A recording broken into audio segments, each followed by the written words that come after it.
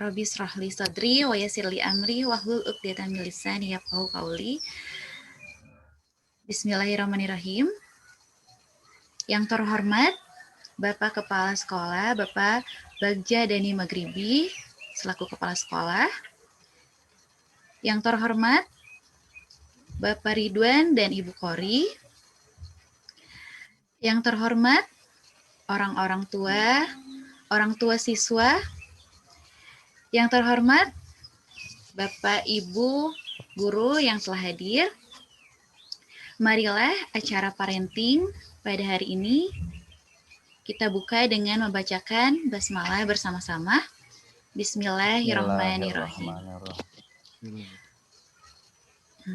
Namun sebelumnya marilah kita bersama-sama memanjatkan puja dan puji syukur kepada Allah Subhanahu wa taala yang telah memberikan limpahan rahmat berupa kesehatan, keselamatan dan karunia-Nya.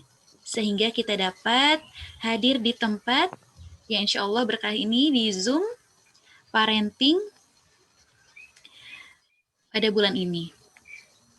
Tak lupa, sholawat serta salam senantiasa kita sanjungkan kepada Nabi Muhammad, Nabi Sallallahu Alaihi Wasallam yang telah membimbing kita menuju sampai zaman yang penuh berkah ini. Untuk selanjutnya, Bapak Ibu semuanya, di sini saya selaku pembawa acara izin menyampaikan susunan acara.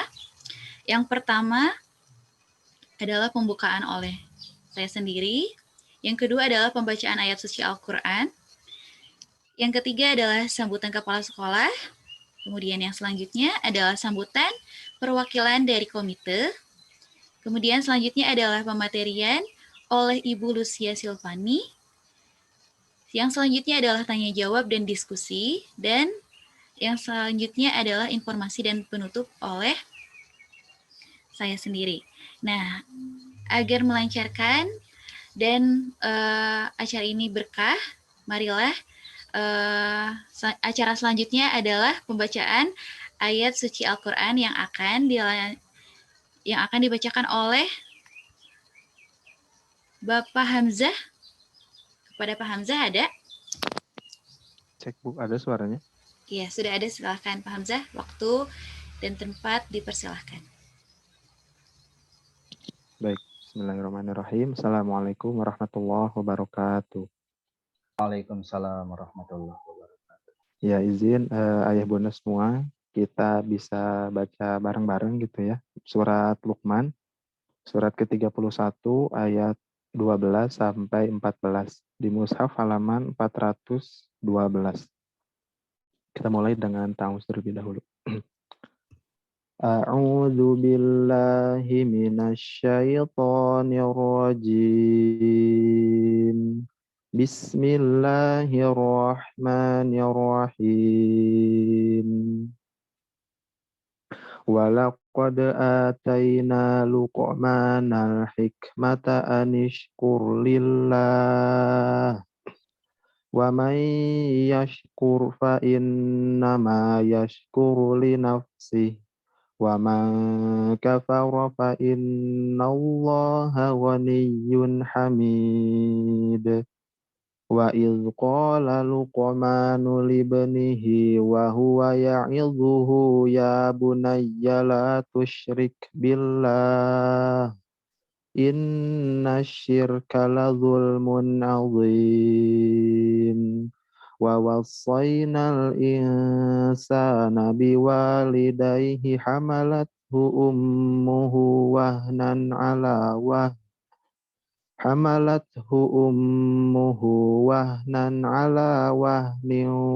fisaluhu fi amain.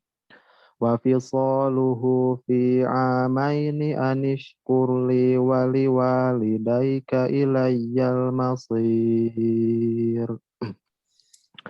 Ku berlindung dari godaan setan yang terkutuk dengan nama Allah yang Maha Pengasih lagi Maha Penyayang. Dan sesungguhnya telah kami berikan hikmah kepada Luqman, yaitu bersyukurlah kepada Allah. Dan barang siapa yang bersyukur kepada Allah, maka sesungguhnya ia bersyukur untuk dirinya sendiri.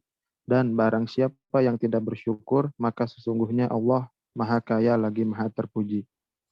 Dan ingatlah ketika Luqman berkata kepada anaknya di waktu ia memberi pelajaran kepadanya, "Hai anakku, janganlah kamu mempersekutukan Allah.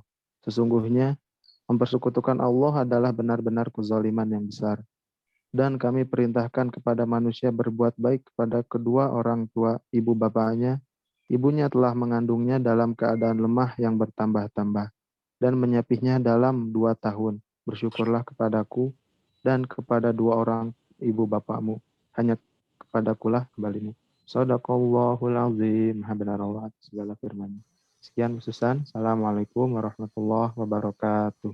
Waalaikumsalam warahmatullahi warahmatullahi wabarakatuh. wabarakatuh. Jazakallahu khairan kasiron kepada Pak Hamzah yang telah membacakan ayat suci Al-Quran. Semoga beliau yang membacakan dan kita sebagai pendengarnya mendapatkan pahala yang berlipat ganda di yaumil akhir nanti. Amin ya Allah ya rabbal alamin. Amin ya Allah ya Rabbal Alamin. Acara selanjutnya adalah sambutan dari Kepala Sekolah oleh Bapak Bagja Dani Makribi. Bapak Bagja hadir. Assalamualaikum.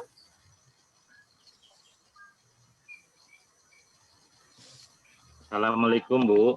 Waalaikumsalam warahmatullahi wabarakatuh. Ya, selanjutnya adalah sambutan dari Bapak. Silakan, waktu dan tempat dipersilakan Pak. Ya. Suaranya. Bismillahirrahmanirrahim. Assalamualaikum warahmatullahi wabarakatuh. Waalaikumsalam warahmatullahi wabarakatuh. Mohon maaf Bapak Ibu sekalian, suaranya jelas ya. Dan Alhamdulillah ini jelas. menggunakan 2 Zoom sehingga satu tidak ada muncul video karena sedang wawancara untuk proses penerimaan Santikarya baru ya.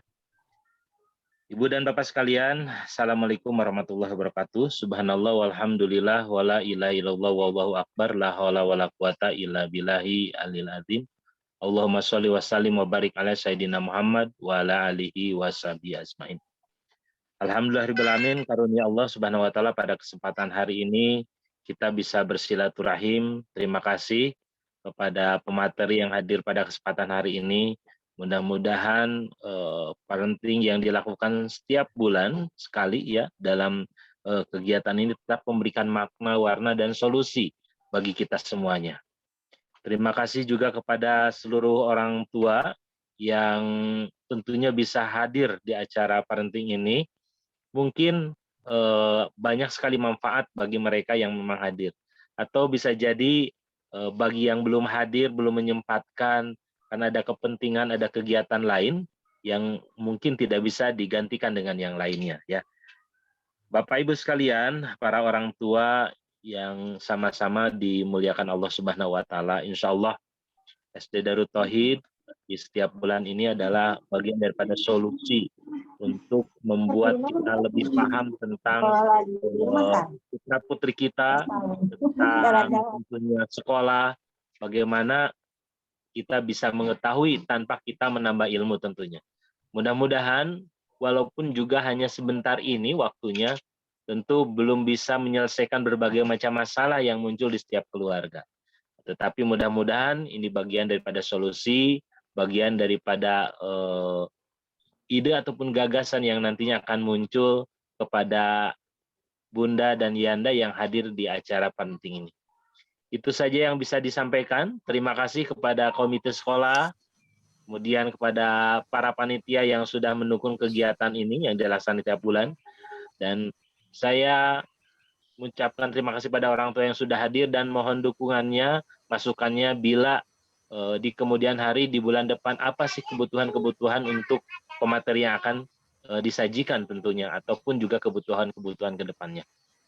Terima kasih Bu Susan, itu saja sambutan dari Bapak. Billahi taufiq wal hidayah. Assalamualaikum warahmatullahi wabarakatuh. Waalaikumsalam warahmatullahi wabarakatuh.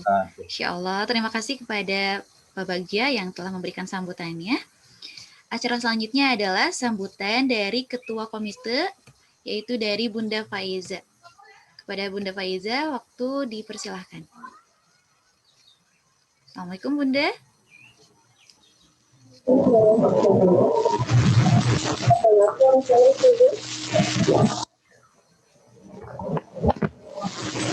Suaranya Suaranya terdengar Bunda, tapi coba boleh diulangi lagi Bun. Assalamualaikum Bunda. Ya, silakan Bunda.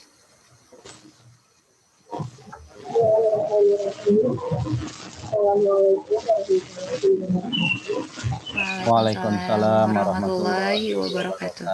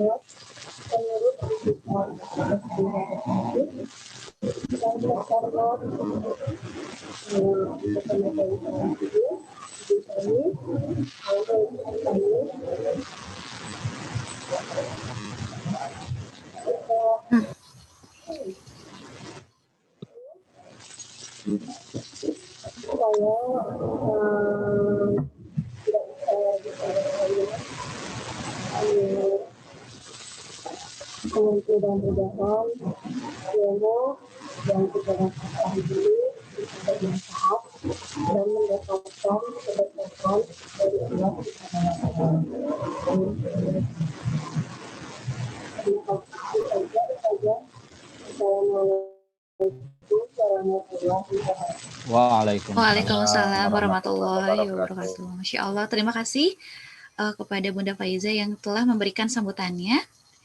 Acara selanjutnya adalah pematerian oleh Ibu Lucia Silvani, MPSI, psikolog. Izin saya membacakan dulu CV beliau. Ya. Nama Lucia Silvani, MPSI, psikolog. Tanggal lahir 22 November 1988. Alamat domisilinya di Jalan Sukasenang 5 nomor 14A, Cikutra, Bandung. Pendidikan yaitu S1 Psikolog, lulus 2011 Universitas Pajajaran. Kemudian di S2-nya Magister Psikologi Profesi, Psikologi Klinis Anak dan Remaja. Nah, pengalamannya itu ada Psikolog Associate, Biro Layanan Psikologi Pelita Hati, Muhammadiyah Insan Kamil Magnaka Transforma dan lembaga lainnya. Dari bulan Juli 2016 hingga sekarang, kegiatan yang dilakukan yaitu asesmen psikologi, psikotes, observasi, wawancara, dan sebagainya. Kemudian intervensi psikologi, konseling, remedial teaching, parenting, psikoedukasi, workshop, pendampingan guru, dan sebagainya. Kemudian ada associate fasilitator dan asesor. Masya Allah, ini sangat banyak sekali ya Pak, tema yang pernah dibahas oleh beliau. Salah satunya ada program kematangan sekolah, mempersiapkan anak melanjutkan pendidikan di SD, kemudian menjadi orang tua responsif, kemudian ada active learning, Masya Allah, sangat banyak sekali ya, kalau misalkan dibacakan semua nih. Kemudian boleh ke bawah, Pak. Nah, ada organisasi yang pernah beliau jalankan, yaitu Himpunan Psikologi Indonesia, Bidang Pelayanan Masyarakat, HIMPSI wilayah Jawa Barat, dan ada aktif juga sebagai volunteer kelas Inspirasi Bandung dan Kejar Aurora. Masya Allah ya. Langsung saja kepada Bu Lucia Silvani. Assalamualaikum, Bu. Waalaikumsalam warahmatullahi wabarakatuh. Terima kasih, Bu. Iya, sami-sami. Gimana kabarnya, sehat, Bu? Bu Fani? Alhamdulillah sehat, Bu. Ya, alhamdulillah. Nah, Bu Fani ini mungkin orang tua sudah sangat kenal ya, karena sering berdiskusi ya lewat chat, lewat telepon ya. Langsung saja agar lebih kenal lagi. Silakan Bu Fani, waktu dan tempat dipersilahkan. Baik, terima kasih banyak, Bu. Saya izin share screen ya, Bu ya. Ya, silakan Bu Fani. Apakah sudah terlihat? Sudah. Alhamdulillah. Baik, Bapak Ibu yang saya hormati, terima kasih banyak atas kesempatannya hari ini. Hari ini kita akan membahas mengenai manajemen emosi saat mendampingi anak, baik nanti mungkin dilakukan saat pembelajaran jarak jauh atau mungkin nanti saat pembelajaran tatap muka, seperti itu. Baiklah, kita langsung saja. Yang akan kita bahas hari ini, yang pertama terkait dengan mengelola emosi, yang kedua terkait dengan mendampingi belajar. Seperti itu, Bapak dan Ibu.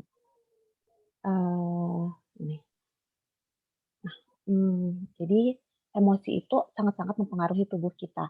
Jadi baik kita sebagai orang dewasa maupun ke anak. Jadi ketika anak merasakan emosi tertentu itu juga akan mempengaruhi tubuhnya. Seperti apa sih emosi mempengaruhi tubuh kita? Berikut saya akan tampilkan videonya. Bentar ya.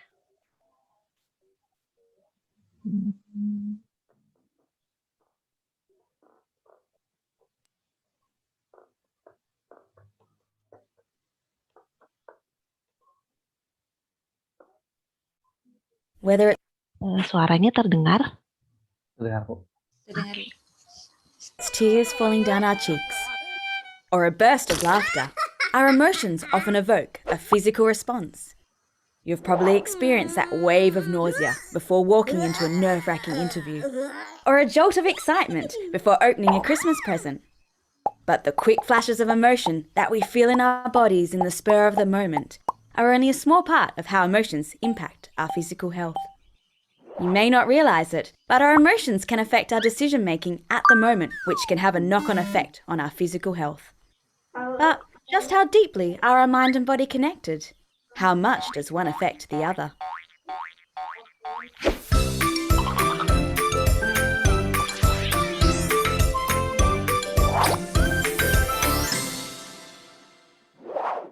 Our bodies respond to our emotional health in many ways.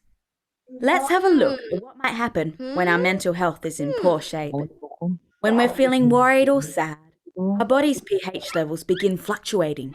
This can incite a physical response such as constipation, stomach ulcers, and sometimes insomnia or high blood pressure.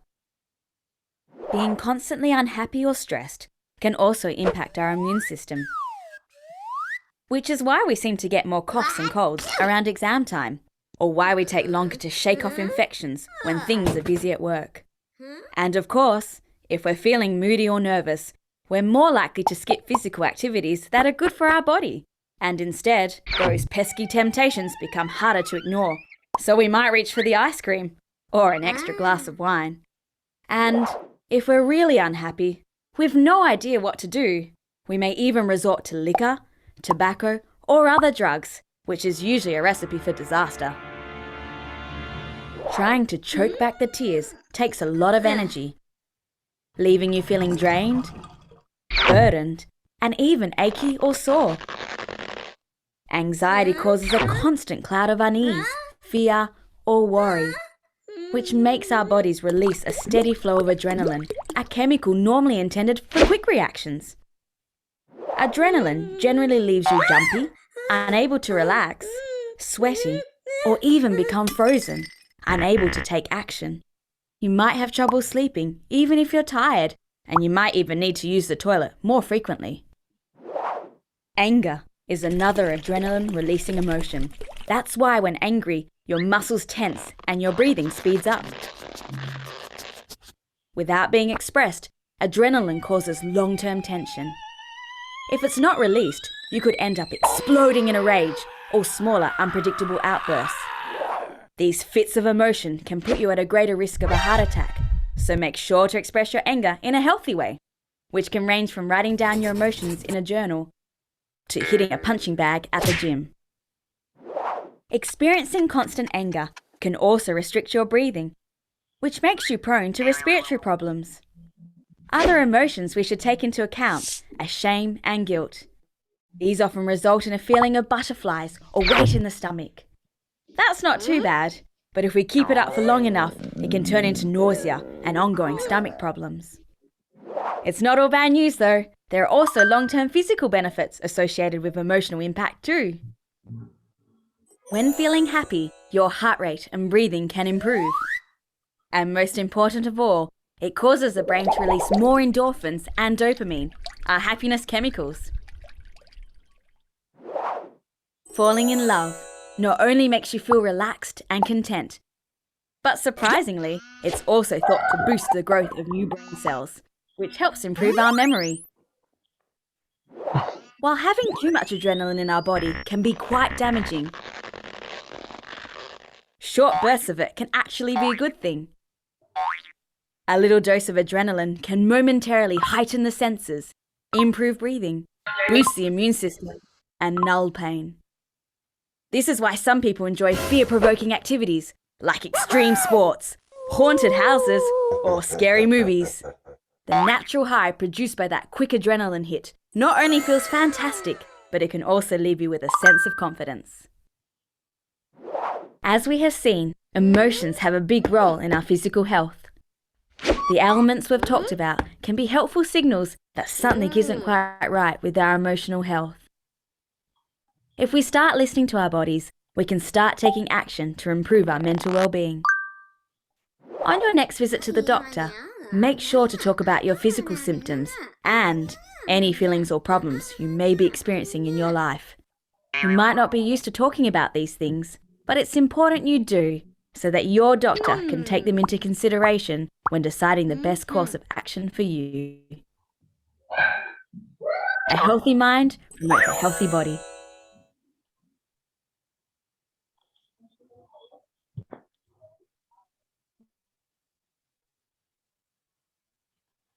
Baik, seperti yang tadi sudah diinformasikan melalui video tersebut, jadi emosi-emosi yang kita rasakan itu sangat-sangat mempengaruhi tubuh kita. Jadi untuk emosi yang tidak menyenangkan itu akan berakibat lebih buruk ke tubuh kita dibandingkan emosi-emosi yang lebih menyenangkan seperti bahagia, cinta, sayang, dan seterusnya. Kemudian, nah, tadi juga sudah disampaikan bahwa memendam emosi tersebut bukannya berdampak bagus pada tubuh kita, justru itu berdampak lebih buruk. Jadi misalnya ketika kita merasa sedih, terus kita tahan nih, kita berusaha untuk tersenyum, itu justru lebih capek buat kitanya. Jadi ke badannya pun jadi lebih capek, terus emahnya kambuh dan segala macam kayak gitu. Jadi yang harus kita lakukan adalah mengekspresikan emosi tersebut dengan cara yang tepat dan mengelolanya agar ekspresi emosi tersebut tetap tampil dengan cara yang baik, seperti itu. Baik untuk diri kita sebagai orang dewasa maupun bagi anak. Jadi kita juga kalau untuk anak berarti tugas kita adalah membantu mereka untuk mengekspresikan emosinya dengan cara yang tepat dan bisa diterima oleh lingkungannya, seperti itu. Apa yang bisa kita lakukan? Yang pertama adalah kenali emosi yang kita rasakan. Kalau anak berarti bantu anak untuk mengenali emosi yang mereka rasakan. Kemudian apa penyebabnya? Jadi misalnya saya kecewa, saya kecewa karena harusnya tuh kayak gini, tapi ternyata kayak gini. Atau ke anak mungkin yang dia tampilkan adalah teriak-teriak, banting pintu, tapi kita nggak tahu nih apakah emosi yang dia rasakan marah, atau misalnya sebenarnya dia kecewa atau sedih atau apa. Jadi kita coba pahami juga anak kita. Jadi sebenarnya apa ya emosi yang dia rasakan tersebut dari perilaku yang dia tampilkan. Terutama untuk anak kadang-kadang mereka menampilkan perilaku yang tidak sesuai dengan emosi yang dia rasakan, karena mereka belum tahu, apa sih emosi yang aku rasakan, terus apa sih caranya untuk menampilkan emosi tersebut, seperti itu. Jadi, kalau untuk kita bisa sambil refleksi, hari ini aku sedih mungkin ya, atau hari ini aku senang, apa ya yang membuat aku senang hari ini, kayak gitu. Kalau ke anak, kita bisa coba ngobrol ke anaknya, "Kamu di badan kamu rasanya gimana sih? apa yang kamu rasakan misalnya. Terus kira-kira kenapa ya kamu merasakan itu misalnya. Atau kalau misalnya anak belum bisa mengekspresikannya atau dia, aku juga nggak tahu, pokoknya rasanya nggak enak lah gitu. Kita bisa tanya, tadi ngapain aja sih? Pengalaman apa aja yang dialami kayak gitu. Atau kita juga kalau memungkinkan untuk amati sendiri, kita bisa amati. Oh, tadi itu tuh harusnya dia jatahnya main game, tapi ternyata karena ibu dan ayah harus kerja, jadi nggak sempet nih, anaknya nggak bisa, mungkin dia kecewa atau apa. Jadi kita coba ngobrol sama anaknya, atau kita amati perilakunya, amati apa yang menyebabkan perilaku tersebut terjadi. Kemudian yang ketiga adalah kita kenali juga cara mengelola yang paling tepat untuk diri sendiri. Jadi, ada cara yang tepat untuk satu orang, tapi tidak untuk orang lain. Misalnya tadi, kalau video itu menyampaikan bahwa kalau kita marah mungkin kita bisa nulis, untuk beberapa orang menulis saja cukup. Tapi untuk beberapa orang dia butuh ke gym nih, dia butuh, mengeluarkan energi-energi dia, atau dia butuh lari misalnya, atau dia, butuh sambil nyanyi-nyanyi. Setiap orang punya cara yang paling tepat untuk masing-masingnya, seperti itu. Jadi belum tentu untuk A itu cocok, tapi untuk B itu nggak cocok. Nah, tadi apakah itu kenali emosinya, apakah senang, sedih, marah, takut, terkejut, atau sedang tenang, atau mungkin bosan, atau mungkin sedang ceria, seperti itu. Atau mungkin, dia lagi ragu-ragu atau cemas nih mau masuk sekolah, mau ketemu orang baru, mau ketemu guru baru, dia cemas. Atau udah lama nggak ketemu teman-teman, oh ternyata rasanya jadi cemas nih karena beda nih, ada sesuatu yang baru. Atau dia puas, atau dia semangat nih, semangat aku mau sekolah lagi, aku mau ketemu teman-teman, aku mau belajar sama guru langsung, kayak gitu. Atau, bahagia atau, malu dan seterusnya, seperti itu. Nah, kemudian tadi, ada baiknya juga diberi skala. Jadi, skalanya bisa terserah, misalnya dari 0 sampai 10 atau dari 0 sampai 4. 0 itu artinya sangat tidak bahagia, 10 itu artinya sangat bahagia. Kamu sekarang ada di mana? Jadi kita bisa tahu, oh dia ternyata ada di 8 nih, lumayan bahagia nih, kayak gitu. Jadi kita bisa bantu anak untuk kenali emosinya, kita tahu juga seberapa besar, emosi itu. Begitu juga dengan kita juga bisa, oke, hari ini aku, senang, senangnya seberapa ya? Atau oke, hari ini aku sedih, sedihnya seberapa ya? Kayak gitu. Itu juga bisa bantu kita untuk tahu, oh rasanya tuh segini, kayak gitu. Nah, tadi seperti yang sudah disampaikan, melalui video tadi, ketika kita merasakan emosi yang tidak menyenangkan, baik itu marah, cemas, sedih, takut, itu, biasanya detak jantung kita itu lebih cepat. Kemudian nafas kita jadi lebih pendek-pendek, lebih tidak teratur. Kenapa? Karena tubuh kita sedang mempersiapkan diri menghadapi ancaman. Jadi emosi marah, sedih, takut, cemas, dan emosi yang tidak menyenangkan itu muncul karena tubuh kita mempersepsikan ada bahaya. Jadi harus aku hadapi nih bahaya itu. Makanya detak jantungnya cepat, pernafasannya jadi lebih pendek-pendek. Seperti itu. Nah, salah satu cara nih yang paling efektif dalam jangka pendek untuk membantu kita lebih tenang adalah dengan latihan pernafasan. Atau kalau misalnya yang Rasulullah sarankan misalnya adalah tadinya kalau kita marahnya berdiri, kita duduk, kalau duduk nggak bisa kita tiduran, kalau nggak bisa kita berwudu, sholat, dan seterusnya. Ini juga bisa dilakukan. Ini salah satu contohnya. Bapak dan Ibu boleh sambil mempersiapkan diri, kita akan coba praktekkan. Silahkan duduk dengan posisi yang nyaman, yang tenang. Kemudian, sebentar. Baik. Oke, kalau sudah, kita akan coba mulai latihan pernafasan. 3, 2, 1. Tarik. Tahan. Buang. Tarik. Tahan. Buang. Tarik. Tahan. Buang. tarik, tahan, buang. Tarik, tahan, buang. Baik. Kalau di sini dia mengajak kita untuk melakukannya selama 10 menit, tapi itu akan tergantung masing-masing orang. Jadi ada orang yang, oh 1 menit cukup kok, atau 2 menit cukup. Gitu. Jadi akan tergantung masing-masing dari kita. Seperti itu. Kemudian ada lagi cara yang lain, tadi selain kita tarik nafas, kita juga membayangkan, misalnya ada banyak pikiran-pikiran yang mengganggu kita, yang membuat kita jadi frustrasi misalnya. Jadi sambil tarik nafas, buang nafas, bayangkan pikiran-pikiran itu diterbangkan oleh balon. Jadi setiap kali kita narik nafas, bayangkan balon itu semakin besar. Semakin besar berarti dia terbangnya semakin tinggi. Jadi semua kecemasan kita, semua pikiran-pikiran yang tidak menyenangkan itu terbang bersama balon tersebut. Sampai lama-lama balonnya terbang, hilang, dan kecemasan kita, hal-hal yang tidak menyenangkan itu juga ikut terbang bersama balon itu. Jadi di sini ada videonya, tapi nanti boleh dilihat sendiri, saya kasih linknya. Oke, nah kalau untuk anak nih, kita juga bisa pakai, misalnya pakai pelangi. Pakai pelangi, kita mulai dari pelangi yang paling bawah. Dari yang paling bawah, ketika naik itu tarik nafas, ketika turun itu buang. Jadi tarik, buang. Terus naik ke atasnya tarik, buang. Tarik, buang. Sampai nanti kalau merah, berarti kan nafasnya semakin panjang, terus semakin teratur. Seperti itu. Atau kalau misalnya mau yang cepat, nggak mau bikin pelanginya, atau anaknya kesulitan membayangkan pelangi, kita bisa pakai jari. Jadi tarik, buang, tarik, buang, tarik, buang, tarik, buang, tarik, buang. Seperti itu.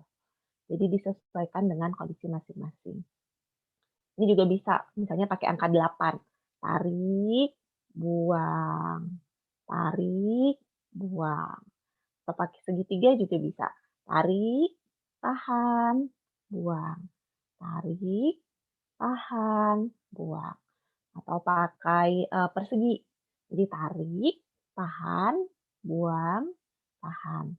Tarik, tahan, buang, tahan. Seperti itu. Kita juga bisa pakai bintang misalnya. Tarik, tahan, buang. Tarik, tahan, buang. Tarik, tahan, buang, dan seterusnya. Jadi nanti bisa disesuaikan nih dengan kondisi anak Bapak dan Ibu, atau dengan kondisi Ibu dan Bapak sendiri juga bisa. Jadi bisa dipakai yang mana yang kira-kira paling cocok nih untuk saya, mengatur pernafasan saya supaya saya jadi lebih tenang. Supaya tadi si jantung yang berdetak cepat, si paru-paru yang bekerja keras itu bisa lebih tenang supaya kita bisa lebih berpikir. Karena misalnya ketika kita marah, itu otak kita yang berfungsi untuk berpikir itu jadi terhambat karena dikuasai oleh emosi yang tadi. Jadi yang berfungsi adalah otak, bahasanya otak primitif atau amigdala. Jadi amigdala ini yang sedang bekerja yang membuat kita jadi tidak bisa berpikir. Nah, dengan kita berusaha mengatur pernafasan kita, jadi si otak yang berfungsi untuk berpikir ini jadi lebih bisa mengendalikan diri kita. Jadi dia mulai bekerja, kita jadi bisa mikir, oh ini tuh kayak gini loh, ternyata nggak terlalu buruk ternyata, kayak gitu dan seterusnya. Nah, cara lain yang berikutnya bisa dilakukan adalah dengan menggunakan 5 indera kita. Namanya teknik grounding. Jadi kalau misalnya kita lagi marah banget atau lagi kesel banget, lagi sedih banget, kadang-kadang kita nggak bisa fokus. Nah, ini membantu kita untuk fokus. Sama kayak tadi. Jadi ketika emosinya sedang sangat kuat, otak kita yang berfungsi untuk berpikir itu tidak berfungsi dengan optimal. Ini membantu otak kita supaya jadi lebih bisa berpikir dengan baik. Yang pertama adalah cari 5 hal yang bisa kita lihat di sekitar kita. Kalau anak juga kita bisa bantu. Dia lagi teriak-teriak, lagi mulai banting-banting dan seterusnya. Kita bisa alihkan. Tadi saya atur pernafasan atau coba deh lihat di depan kamu ada apa, di belakang kamu ada apa, di atas ada apa, kalau di bawah ada apa. Kita dia juga kalau kita lagi marah banget, lagi kesel banget, lagi takut atau lagi cemas, kita bisa lihat, oh di sekitar saya ada apa ya? Oh ada lemari, oh ada jendela, dan seterusnya. Kemudian setelah 5 yang bisa dilihat, lanjutkan dengan 4 hal yang bisa kita raba. Jadi misalnya, oh saya meraba kain yang lembut misalnya, atau oh ada ada angin nih yang kerasa di kulit saya, dan seterusnya. Kemudian 3 hal yang bisa kita dengar, misalnya, oh ternyata ada suara azan, atau oh ada suara burung, dan seterusnya. Kemudian 2 hal yang bisa kita baui. Jadi, oh ibu lagi masak, ternyata ada bau bawang, atau lagi ada bau sampah nih karena truk sampah lagi lewat, dan seterusnya. Kemudian apa yang kita rasakan? Mungkin tadi habis makan coklat, oh masih ada ternyata rasanya, kayak gitu, dan seterusnya. Jadi 5 yang bisa kita lihat, 5 yang bisa kita raba, 4 yang bisa kita raba, 3 yang bisa kita dengar, 2 yang bisa kita baui, dan 1 yang bisa kita rasakan. Itu juga membantu kita untuk kembali. Jadi ketika kita sedang emosinya sedang kuat banget, kadang-kadang kita tidak ada di saat ini. Jadi itu membantu kita untuk kembali grounding, untuk kita bisa lebih berpikir lebih jernih, dan seterusnya. Seperti itu. Nah, kemudian untuk anak nih, kita juga beri batasan. Jadi kadang-kadang kita coba bilang, iya jangan marah-marah. Nah, sebenarnya marah itu adalah emosi. Jadi sebenarnya karena kita adalah manusia, kita pasti akan merasakan marah. Kita pasti akan merasakan sedih. Cuma, jadi marah, sedih, kecewa itu boleh. Tapi yang tidak boleh adalah ketika kamu marah, kamu membentak orang. Ketika kamu marah, kamu memukul dinding. Itu yang tidak boleh. Jadi bantu anak untuk menyadari, oke, kalau aku marah, apa yang boleh aku lakukan? Kalau aku sedih, apa yang boleh aku lakukan? Kalau aku lagi senang, apa yang boleh aku lakukan? Dan apa yang tidak boleh aku lakukan? Jadi bantu anak untuk membuat list perilaku nih. Ini tuh yang boleh dilakukan untuk emosi ini yang tidak boleh dilakukan. Jadi misalnya kadang-kadang ada anak yang seneng banget, saking senang atau excited ya, dia malah mukul orang lain. Kayak dia senang gitu, dia pikir orang lain juga senang kalau dipukul. Padahal enggak. Kayak gitu. Jadi bantu dia untuk tahu ini tuh boleh, ini tuh tidak boleh untuk dilakukan.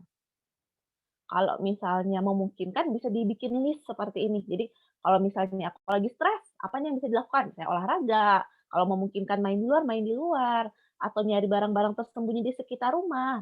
Atau lagi bosen, apa ya yang bisa dilakukan? Oh bisa main Lego, main puzzle, atau aku bikin permainan aku sendiri, kayak gitu.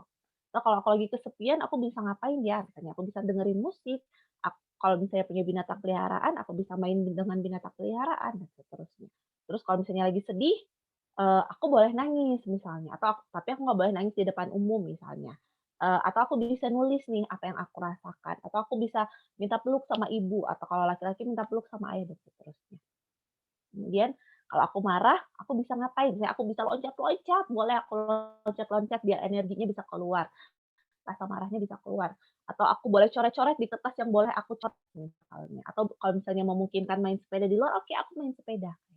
Atau kalau misalnya aku lagi khawatir, aku lagi cemas, aku bisa membayangkan tempat yang tenang, yang membuat aku nyaman, dan seterusnya. Jadi bantu anak untuk mengenali apa saja sih yang boleh aku lakukan ketika aku merasakan emosi itu. Kita juga bisa bikin list nih untuk diri kita sendiri. Misalnya kalau aku lagi stres, yang paling tenang, paling nyaman itu misalnya mandi air hangat, berendam misalnya, atau misalnya tiduran sambil nggak ngapa-ngapain, kayak gitu. Jadi kita juga bikin nih list tindakan-tindakan yang membuat kita paling nyaman ketika kita merasakan emosi tertentu. Itu bisa jadi kayak senjata buat kita, oh ya aku lagi merasakan ini, aku coba ini deh biar aku lebih tenang. Jadi silakan diuji coba yang mana yang paling cocok untuk ibu, yang mana yang paling cocok untuk bapak, yang mana yang paling cocok untuk anak. Jadi itu bisa dilakukan. Kalau misalnya nggak nemu nih, uji coba lagi cara yang lain. Seperti itu. Nah, tadi itu terkait dengan emosi. Kita tanya jawabnya nanti aja di akhir atau seperti apa, Bu? Kita buka tanya penanya dulu aja ya, Bu Fani ya. Nah, ya. Silahkan. Ya, sejauh ini Bapak Ibu ada yang mau ditanyakan? Silahkan. Ada bundanya Gilby. Kita untuk dua orang penanya dulu ya. Ada bundanya Gilby dan Bunda Axel. Bunda Gilby dulu. Silakan Bunda Gilby dibuka mute-nya. Assalamualaikum. Waalaikumsalam warahmatullahi wabarakatuh. Ya, maaf ini saya mau nanya begini. Kalau seandainya si anak itu tadinya awalnya sudah bisa tenang. Tiba-tiba pada saat dia pindah di tempat yang lain, terus dikembalikan lagi ke tempat yang awal, tapi dia berubah gitu. Bagaimana cara mengatur ulang emosinya gitu. Biasanya sih kan si anak dulunya yang awal tuh kalau seandainya apa-apa tuh selalu tenang. Tiba-tiba oke dia mulai bosan, jadi dialihkan ke tempat yang lain. Sekian lumayan lama gitu kan. Tiba-tiba setelah beberapa waktu saya kembalikan lagi ke tempat yang awal gitu. Tapi emosinya tiba-tiba sudah tidak terkontrol lagi. Bagaimana cara mengontrol emosi si anak itu? Pertanyaannya. Pada saat dia berubah tempat. Terima kasih. Iya, sama-sama Bunda Gilby. Waalaikumsalam. Bu Fani mau langsung dijawab atau langsung ke penanya kedua ya? Langsung aja Ibu ya. Oke, langsung. Silakan Bu Fani. Oke. Jadi memang perubahan itu untuk anak adalah sesuatu yang tidak menyenangkan, Bu. Jadi jangankan buat anak, buat kita aja datang ke satu tempat, kembali lagi ke tempat kita semula itu bukan sesuatu hal yang menyenangkan sebenarnya. Jadi bantu dia untuk kenali. Bantu dia untuk menyadari apa sih yang membuat dia misalnya tadinya dia bisa tenang nih, tapi sekarang jadi nggak bisa tenang. Apa ya yang membuat dia begitu ya? Gitu. Jadi kita coba kalau misalnya anaknya bisa diajak ngobrol, coba apa sih pengalaman yang dia rasakan, apa sih emosi yang dia rasakan pada saat itu. Ini memang nggak mudah, nggak segampang, ya aku mah sedih gitu, memang nggak segampang itu gitu. Jadi memang butuh berulang kali ngobrol nih, berulang kali sediakan waktu misalnya malam sebelum tidur atau misalnya pagi-pagi nih pas lagi sebelum memulai kegiatan atau pas kapan nih waktunya paling menyenangkan untuk ibu dan anak buat ngobrol, berbincang untuk membantu memahami. Kadang mungkin anak juga jadi tidak tenang karena dia nggak tahu sebenarnya apa sih yang aku rasakan. Aku tahu aku nggak nyaman, tapi aku nggak tahu apa yang membuat aku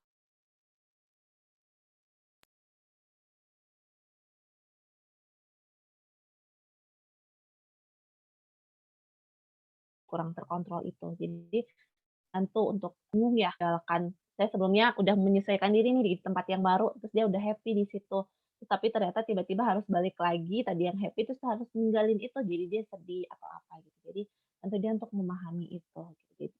Dan kalau misalnya anak belum bisa nih mengungkapkan apa sih yang dia alami atau dia lupa apa sih yang dialami, apa sih yang dia rasakan, kita bisa tanya ke orang misalnya di tempat yang baru itu.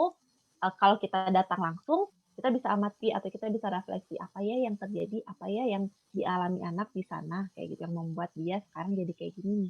Atau bisa tanya kalau misalnya kita ternyata tidak ikut nih bersama anak, hanya anaknya saja yang pergi, kita bisa tanya di situ ada siapa. Misalnya ada neneknya, "Nek, ngapain aja sih dia di sana? Apa sih yang dia alami?" kayak gitu. Jadi kita bantu dia untuk memahami emosinya, bantu dia untuk memahami pengalamannya. Kitanya juga berusaha untuk memahami anak supaya kita bisa tahu oh ternyata ini loh yang membuat dia nggak nyaman dan seterusnya.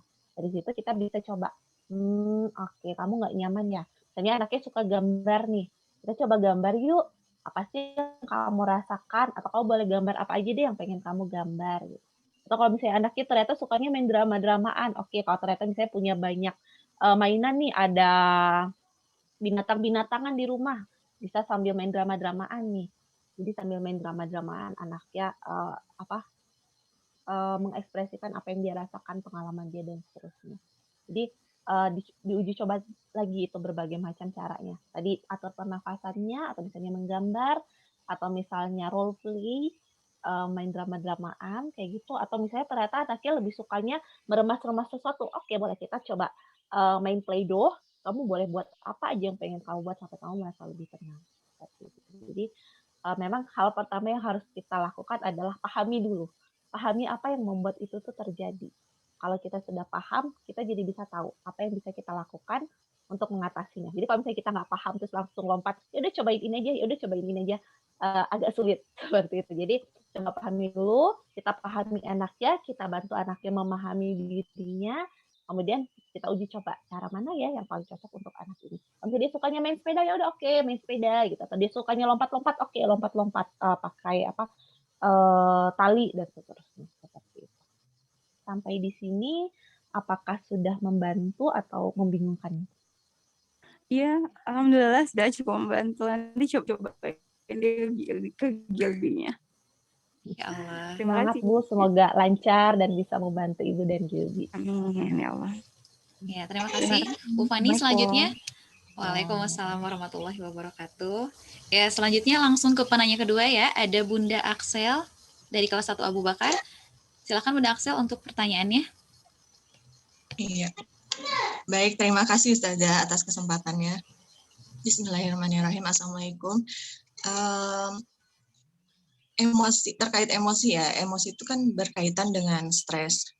Stres itu seringkali terjadi kan pada setiap manusia dengan porsinya tertentu, umumnya orang dewasa. Nah, pertanyaannya ini, bagaimana kita sebagai orang tua mendeteksi bahwa anak mengalami stres dan membantu anak mengelola stres tersebut gitu. Baik, terima kasih, mungkin segitu ya. Assalamualaikum. Waalaikumsalam warahmatullahi wabarakatuh. Iya. Kita juga bisa sambil merefleksi diri sendiri, Bu. Jadi misalnya kalau kita lagi stres nih misalnya, kita jadi gimana ya? Misalnya anaknya jadi sering ke toilet. Oh, pokoknya kalau ada sesuatu yang berbeda dari biasa, itu kita mulai harus curiga. Jadi kita harus mulai ngajak anak ngobrol nih. Misalnya tadinya dia buang airnya cuma 4-5 kali nih dalam sehari. Sekarang jadi lebih banyak. Kenapa ya? Gitu misalnya. Atau tidurnya jadi nggak teratur. Biasanya dia tidur jam 9, terus bangun jam 5, sekarang nggak bisa. Ada apa ya? Itu juga tanda-tanda nih. Ada emosi yang tidak menyenangkan yang dirasakan anak. Atau ada emosi yang mempengaruhi tubuh si anak. Atau misalnya dia makannya jadi banyak banget. Atau dia malah nggak mau makan sama sekali. Atau misalnya dia jadi apa-apa langsung teriak-teriak gitu. Nah, jadi kita amati perilaku anak. Kalau kita mengamati ada yang berbeda nih dari perilakunya, kita mulai ajak anak ngobrol nih. Tadi ada pengalaman apa sih gitu? Apa sih yang dia rasakan? Kalau anak sudah bisa mengekspresikan apa yang dia rasakan itu bagus banget, Bu. Jadi mulai, "Ya aku teh capek Bu," misalnya, "aku lelah," misalnya, "aku jenuh," kayak gitu. Jadi kita lihat nih perilaku-perilaku yang muncul atau pola sehari-hari anak yang berbeda dari biasanya, biasanya itu tanda-tanda ada emosi tertentu nih yang mempengaruhi tubuh anaknya. Makanya muncul itu, dan emosi itu kalau semakin banyak bertumpuk seperti yang Ibu sampaikan tadi, itu jadi membuat anak menjadi stres. Jadi misalnya dia sedih, dia marah, dia kecewa, dan semuanya muncul, itu membuat anak jadi stres. Sampai di sini cukup menjawab atau ada pertanyaan? Kalau anak tersebut introvert gimana? Ya, bisa diajak ngobrol juga kok Bu, atau Ibu amati aja. Ibu amati, misalnya se-introvertnya anak, dia pada akhirnya dia akan bercerita kepada orang yang paling nyaman buat dia. Jadi mungkin ketika Ibu tanya sekarang, dia nggak akan langsung jawab sekarang. Gitu. Tapi nanti dia jawabnya nanti. Intinya yang pertama kita harus bikin anak percaya untuk cerita ke kita. Atau bikin anak percaya untuk minimal dia bilang, capek gitu. Segitu aja sampai anaknya, sampai kita, oh ternyata dia capek atau apa gitu. Jadi nggak apa ya, jangan dipaksakan harus sekarang. Jadi untuk anak introvert mungkin buat dia nggak mudah untuk langsung mengekspresikan. Oke, kalau kamu belum bisa sekarang nggak apa-apa. Nanti kalau kamu sudah lebih nyaman, kamu bisa ngobrol sama ibu. Gitu. Atau ibu bantu dia untuk lakukan hal-hal yang menyenangkan buat dia. Misalnya buat menurut ibu, oh dia seneng nyanyi nih. Yaudah yuk kita nyanyi-nyanyi yuk atau apa. Jadi itu juga bisa membantu meredakan emosinya dia. Seperti itu. Jadi percaya aja.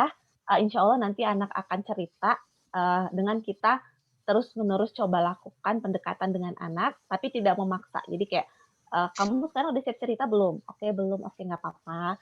Nanti ini lagi. Jadi kita amati perilakunya, terus kita bahas sama anak. Misalnya, Ibu lihat belakangan kamu tidurnya jadi malam banget nih. Terus susah bangun pagi. Ada apa ya? Atau Ibu lihat kayaknya kamu sering ke toilet deh. Tapi sebentar lagi mau masuk sekolah. Kamu kenapa? Apa yang dirasakan? Kamu cemas ya kalau misalnya mau masuk sekolah atau apa. Jadi untuk anak introvert memang butuh waktu yang lebih panjang mungkin untuk dia mengekspresikan. Tapi percayalah insya Allah dia akan mencoba mengungkapkan itu dengan kitanya juga sabar dan kasih dia waktu, dan juga kita juga, oh ya udahlah dia nggak mau cerita, kita stop, jangan kayak gitu. Ini kayak gitu. Ya, bagaimana Bunda Axel? Apakah sudah terjawab pertanyaannya?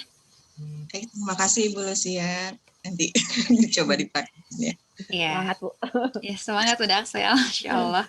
Ya, selanjutnya kita lanjutkan lagi ke pematerian ya, Bu Fani. Ya, siap. Untuk ayah bunda ataupun guru-guru yang mau bertanya silahkan untuk bisa di kolom komentar ya. Nanti di akhir pematerian kita akan coba bacakan pertanyaan-pertanyaannya. Silahkan Bu Fani. Baik. Nah, tadi ini sudah. Nah, ini adalah tahap perkembangan anak Ibu dan Bapak.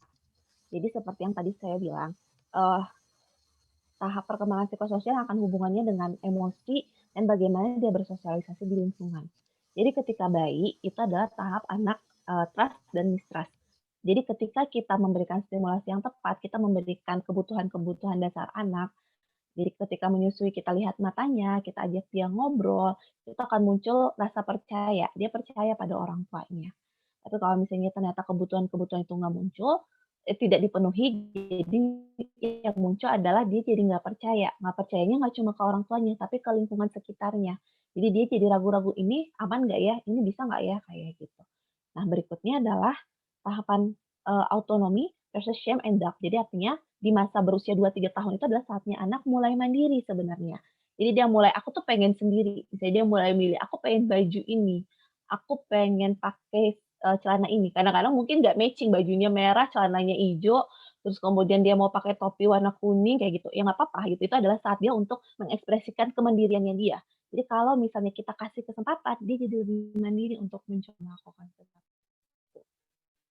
Kalau misalnya, nggak boleh, kamu mah harusnya pakai yang ini, anaknya jadi ragu-ragu. Jadi, bisa nggak ya? Kayak gitu. Nah, jadi seharusnya untuk usia 2-3 tahun, itu anak udah mulai mandiri, udah mulai, memunculkan, "Aku tuh pengen ini loh," kayak gitu.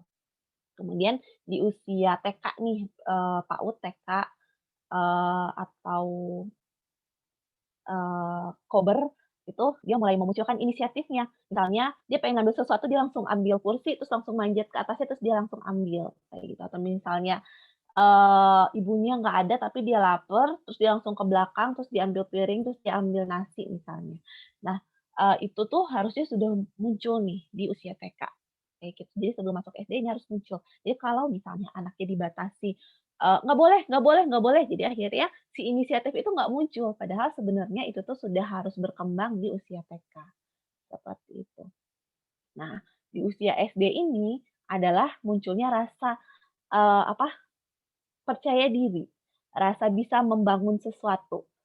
Jadi kalau misalnya nih anaknya kita, kasih apresiasi, "Wah, kamu mau berusaha, kemarin kamu ngerjainnya 8 soal, sekarang kamu berusaha 10, itu keren loh." Itu memunculkan rasa percaya diri anak, "Wah iya nih aku mau berusaha, itu adalah hal yang bagus, ibu jadi senang," kan kayak gitu. Tapi kalau misalnya, "Ih gimana sih nilai kamu jelek banget, ih gimana sih kamu masa gini aja nggak bisa?" Itu justru memunculkan perasaan jadi nggak mampu. "Ih kok aku nggak mampu ya?" Kayak gitu. Jadi, justru, dengan apa, misalnya tadi mistrust, shame and doubt, guilt, inferiority itu memunculkan emosi-emosi yang tidak menyenangkan bagi anak. Jadi itu membuat anak jadi lebih sulit untuk mengekspresikan dirinya, lebih sulit untuk menampilkan kemampuan terbaik yang dia punya. Tapi kalau misalnya dari kecil tuh kita sudah, coba bangun trust-nya, kita kasih dia kesempatan untuk memunculkan kemandiriannya, inisiatifnya, terus, menumbuhkan rasa percaya dirinya, nanti anak juga emosi-emosi yang positif justru muncul di dalam dirinya, membuat dia jadi lebih bisa mengekspresikan dirinya, kemudian lebih bisa menampilkan kemampuan terbaik yang dia punya, seperti itu. Nah, kalau yang ini, terkait kita sebagai orang dewasa, dulu waktu remaja kita sedang mencari, identity kita, identity-nya apa, jenis kelamin dan seterusnya, kemudian, intimacy dan intimacy, dan kemudian generativity dan transmission, dan nanti ketika sudah lebih tua lagi, integrity dan despair. Mungkin itu tidak akan saya bahas lebih jauh, seperti itu. Nah, ini terkait dengan mendampingi belajar. Nah, tadi seperti yang sudah saya ungkapkan bahwa, anak itu untuk usia SD sebenarnya harusnya dia sudah bisa mandiri pada level yang dia bisa sebenarnya. Jadi ketika mendampingi anak belajar, libatkan dia gitu. Jadi misalnya nih, kita bingung, gimana ya cara belajar yang cocok buat anak, kita ajak ngobrol aja. Kamu senangnya kalau belajar caranya gimana sih? Kayak gitu. Kalau di rumah misalnya, kalau pembelajarannya masih di rumah, masih harus jarak jauh, itu masih sangat-sangat bisa untuk individual, tergantung anaknya. Misalnya dia senangnya belajarnya sambil di taman, atau dia senangnya belajarnya di meja dan kursi, semuanya kosong, nggak ada yang ganggu. Atau kalau misalnya dia senangnya belajarnya sambil bergerak, ya nggak apa-apa gitu. Tapi kasih batasan, misalnya dia senang bergerak, oke, kamu boleh bergerak, tapi ruangnya cuma segini nih di sekitar meja sama kursi. Kenapa? Karena kalau nanti kamu kembali ke sekolah, kalau kamu gerak-geraknya sampai dapur, apalagi sampai luar, apalagi sampai ke tetangga, itu nanti akan ganggu teman-teman kalau di sekolah. Jadi kamu boleh bergerak di ruang ini aja. Atau kamu boleh bergerak dengan gerakan yang kecil aja, misalnya boleh sambil main-mainin pulpen misalnya, atau boleh sambil gambar-gambar kayak gitu. Yang penting dia bisa fokus, belajarnya bisa optimal kayak gitu. Kemudian ini juga selain untuk orang tua juga bisa dipraktekkan oleh guru dengan menggunakan pertanyaan. Jadi dengan kita bertanya justru anak jadi mikir, dengan dia mikir materinya jadi lebih masuk. Misalnya kita lagi belajar tentang makhluk hidup. Kita tanya dulu ke anak, kira-kira buat menurut kalian makhluk hidup itu apa sih? Contoh makhluk hidup itu apa sih? Jadi mereka jadi mikir, makhluk hidup itu apa ya? Gitu. Terus, oh kalau handphone itu bukan makhluk hidup ternyata, soalnya nggak bisa bernafas, kayak gitu. Jadi dengan pertanyaan-pertanyaan, anak jadi berpikir, dengan dia berpikir, dia akan jadi paham dan lebih ingat lebih lama materi pelajaran yang disampaikan. Daripada kita langsung masukin ke anak, ya makhluk hidup itu adalah ini, makhluk nggak hidup itu adalah ini, kayak gitu. Biasanya yang anak mikir itu lebih bertahan lama dibandingkan yang kita kasih langsung, seperti itu. Nah, berikutnya adalah ini terutama di sekolah gitu, adalah dengan diskusi kelompok. Jadi misalnya tidak memungkinkan nih untuk guru nanya anak satu-satu, misalnya kan banyak ya, 20 sekian anak di kelas, nanya satu-satu ya habislah waktunya gitu. Jadi, salah satu cara yang bisa dilakukan adalah dengan misalnya diskusi kelompok nih, saya dengan jarak yang aman, coba kita tuh mau bahas ini sekarang, coba kalian ngobrol deh kira-kira misalnya tadi mau makhluk hidup, kira-kira makhluk hidup yang hidup di air apa aja, terus kelompok ini makhluk hidup yang hidupnya di darat apa aja, kayak gitu. Jadi dengan gitu mereka jadi saling nanya, terus nyoba pikir sendiri, coba jawab, jadi lebih ingat materi pelajarannya lebih banyak, seperti itu. Jadi intinya libatkan anak. Jadi anak usia SD itu sudah mandiri kok, ibu bapak percayalah, anak ibu bapak bisa kok. Kemudian sebenarnya dia sudah punya inisiatif, kayak gitu. Jadi tugas kita sebagai orang dewasa, baik sebagai orang tua maupun sebagai guru adalah mendorong itu, mendorong memunculkan itu dengan melibatkan anak dalam setiap aktivitasnya. Termasuk kalau misalnya mau makan, bisa tanya, kamu mau makan apa? Kamu mau misalnya mau pergi, kamu mau pakai baju yang mana? Kamu mau berangkat jam berapa? Dan seterusnya. Kemudian berikutnya adalah kalau memungkinkan kasih kesempatan praktek. Dengan dia praktek jadi lebih masuk tuh materi pelajaran. Misalnya sedang belajar nanti belajar tentang keliling. Dia bisa diajak mengukur kelilingnya persegi atau keliling apa. Jadi dengan dia praktek coba mengukur sendiri, dia jadi tahu oh keliling itu tuh yang ini loh maksudnya. Jadi cara aku mengukur keliling itu gini, daripada langsung ya keliling itu adalah 2 kali panjang ditambah 2 kali lebar. Terus ya terus kenapa gimana caranya gitu. Itu cuma sampai ke dia hafal doang, tapi dia nggak tahu. Jadi dengan dia praktek dia jadi paham. Oh ini loh keliling. Jadi kalaupun dia nanti lupa tuh rumusnya, dia langsung tahu apa yang harus dilakukan untuk menentukan keliling itu misalnya. Gitu. Jadi kalau dengan adanya kesempatan praktek untuk materi-materi yang bisa dipraktekkan itu akan sangat membantu anak. Kemudian apresiasi. Apresiasi terutama usahanya dia. Jadi mungkin untuk anak ini buat dia mudah, jadi nilainya bagus. Tapi buat anak ini nilainya jadi jelek. Tapi dua-duanya sudah menampilkan usaha terbaik yang mereka lakukan. Jadi yang kita apresiasi adalah usahanya dia. Jadi dengan, wah kamu mau berusaha, misalnya dia kesulitan tuh, kita lihat dia tuh bingung banget, susah banget, tapi dia mau coba terus. Nah, itu juga bisa membantu untuk memunculkan inisiatif dia, memunculkan kemandirian dia. Jadi memunculkan kepercayaan diri dia juga. Jadi dengan kita apresiasi nih usahanya dia, wah walaupun tadi Ibu lihat kamu tuh bingung banget, kamu sampai mengerutkan dahi, terus sampai pusing gitu, tapi ternyata kamu mau coba sampai akhir, kamu mau coba menuntaskan. Keren loh, Ibu seneng banget loh. Terus kalau misalnya terbiasa untuk memeluk, boleh dipeluk atau diusap-usap kepalanya dan seterusnya. Jadi dengan kita memberikan apresiasi, anaknya jadi lebih semangat, lebih mau mencoba. Tapi kalau misalnya nih kita terbiasanya ngasih apresiasi cuma hasilnya doang, "Wah nilainya bagus ya, wah, ternyata hasilnya keren ya," kayak gitu. Terus tapi atau kita justru fokusnya ke yang jelek, "Ih masa yang bagian ini kamu nggak bisa?" Anaknya jadi nggak mau nyoba, kayak gitu. Jadi misalnya kayak, "Ah nanti kalau aku coba ini kayaknya nanti aku nggak berhasil deh, mendingan aku nggak nyoba sekalian," kayak gitu. Ada anak yang jadi seperti itu. Jadi yang lebih baik kita lakukan adalah apresiasi usahanya dia, dengan dia mencoba. Nan sehingga anaknya jadi lebih mau mencoba. Kemudian berikutnya, sesuaikan level dukungan yang kita berikan. Seperti yang tadi saya sampaikan bahwa setiap manusia berbeda-beda, termasuk anak juga berbeda-beda. Kemampuannya berbeda-beda juga. Jadi sesuaikan level dukungan yang kita berikan. Jadi misalnya materinya sama, sama-sama tentang bangun ruang misalnya. Nah, kita sesuaikan untuk anak ini, mungkin dengan kita kasih penjelasan sekali, dia udah bisa nih ngerjain, tugas-tugas berikutnya. Tapi kalau untuk anak yang ini, kita kasih penjelasan, kita kasih contoh, dia baru bisa. Atau kita kasih penjelasan, kita kasih contoh, anaknya nyoba, dia udah pede, terus baru kita bisa lepas. Jadi tiap orang itu beda-beda. Jadi, untuk ayah dan bunda bisa dilihat amati anaknya masing-masing kira-kira sejauh mana ya level dukungan yang dibutuhkan oleh anak. Jadi, jangan sampai kita memberikan terlalu banyak dukungan. Kalau terlalu banyak dukungan, anaknya jadi nggak mandiri. "Ah, nanti dibantu ibu kok, ah nanti dibantu ayah kok," kayak gitu. Atau kalau misalnya justru dukungannya terlalu sedikit nih misalnya, anaknya itu udah kesulitan berarti udah bingung banget, udah stuck, tapi kita masih yang, "Ayo cobain, bisa kok, kamu pasti bisa," gitu. Padahal anaknya udah bingung banget kayak gitu. Nah, kita amati anak kita masing-masing, sejauh mana dukungan yang dia perlukan. Atau misalnya anaknya tipenya yang, senangnya dipuji nih. Jadi kalau kita puji, "Wah keren kamu udah nyoba sampai nomor segini," dia lebih bersemangat. Mungkin dukungannya adalah dukungan emosional, kayak gitu. Jadi kita lihat anak kita masing-masing, kita lihat siswa kita masing-masing, segimana sih level dukungan yang mereka butuhkan.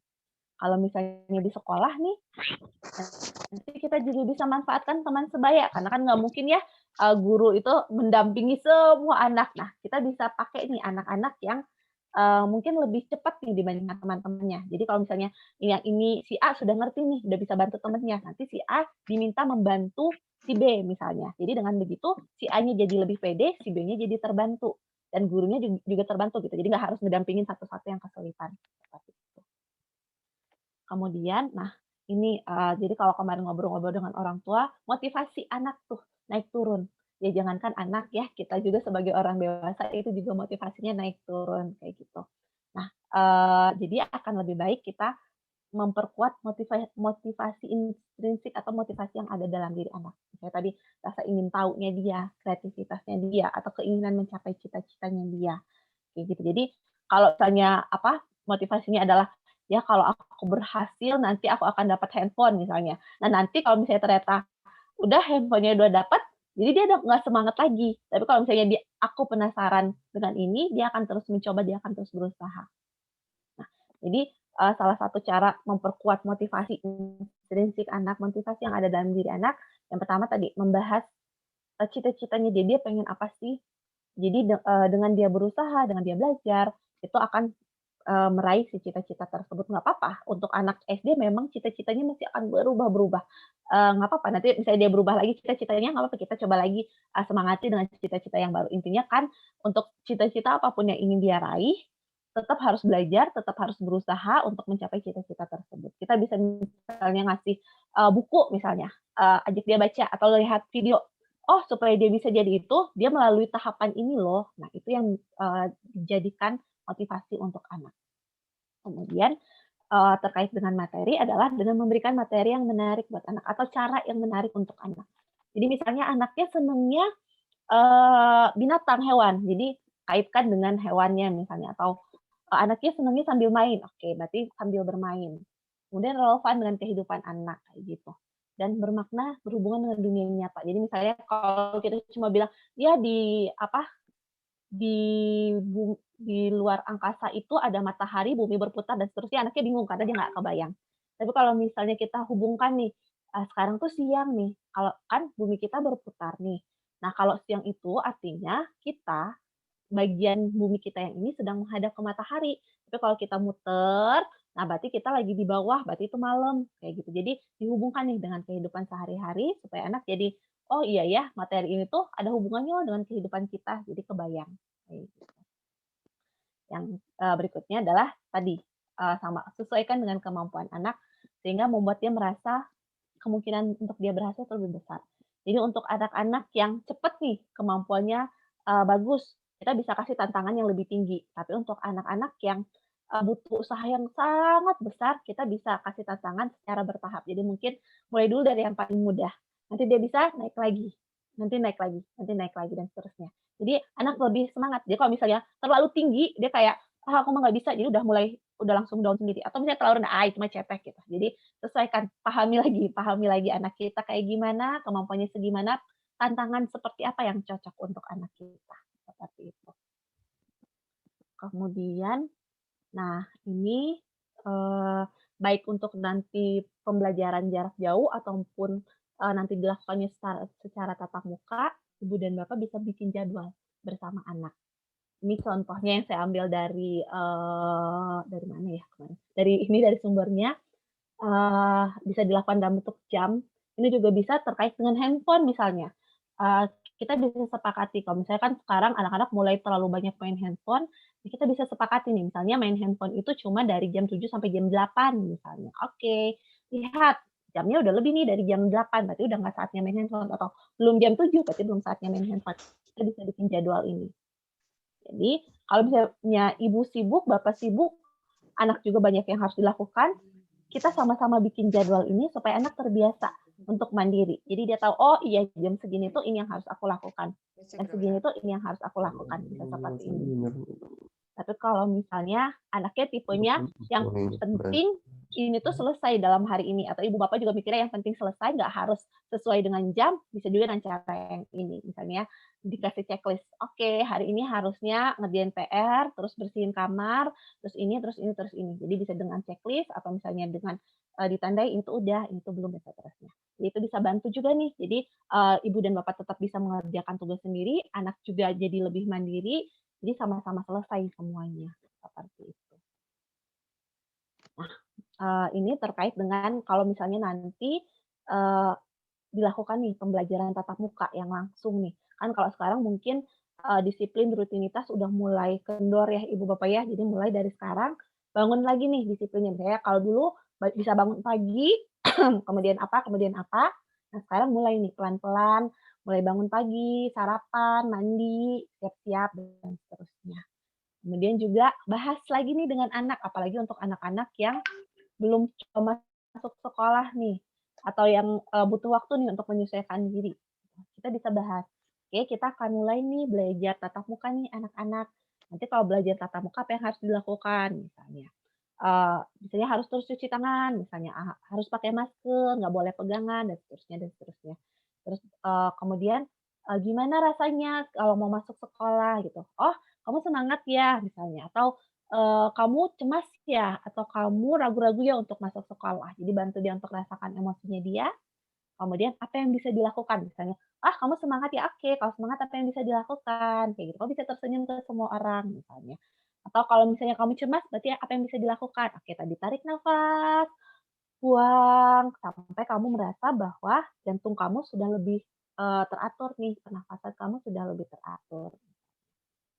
Atau tadi dia butuh bantuan, oke, kamu bisa hampiri guru, kasih tahu kalau kamu cemas, nanti dibantu oleh guru misalnya. Jadi bantuan bahas ini, bahas situasinya, bahas perilaku yang boleh, yang tidak boleh, emosinya, bantu dia mengelola emosi tersebut, dan hal-hal lain yang menurut Bapak dan Ibu perlu dibahas nih untuk mempersiapkan anak nanti untuk mengikuti pembelajaran tatap muka. Kita nggak tahu kapan ini akan dilakukan. Semoga benar-benar bisa dilakukan di Juli ini karena setahu saya seminggu terakhir kondisi di Bandung lumayan buruk. Jadi semoga segera membaik dan anak-anak bisa kembali ke sekolah seperti biasa. Kemudian tadi selain membahas, kita juga persiapkan nih barang-barang yang dibutuhkan oleh anak. Maksudnya bukan kita yang mempersiapkan, kita bersama anak mempersiapkan barang-barang tersebut. Jadi, yuk besok kamu masuk sekolah, kamu perlu bawa apa aja. Misalnya udah ada list dari sekolah, kita mau melakukan kegiatan apa, berarti barang-barang yang harus dibawa apa, atau udah ada list barang-barang yang harus dibawa biasanya, yuk kita siapin dari sekarang yuk, biar besok kita nggak terburu-buru. Jadi bantu anaknya untuk menyiapkan sendiri. Kalau kita yang nyiapin kan anak jadi nggak tahu barangnya ada di mana gitu. Jadi juga tidak mendorong kemandirian anak. Jadi ayo kita siapin yuk, ambil tasnya, sepatunya udah siap belum, kaos kakinya dan seterusnya. Jadi ajak anak untuk mempersiapkan barang-barang tersebut. Kemudian akan lebih baik untuk datang lebih awal. Jadi misalnya mulai pembelajaran jam 7 misalnya atau jam 8.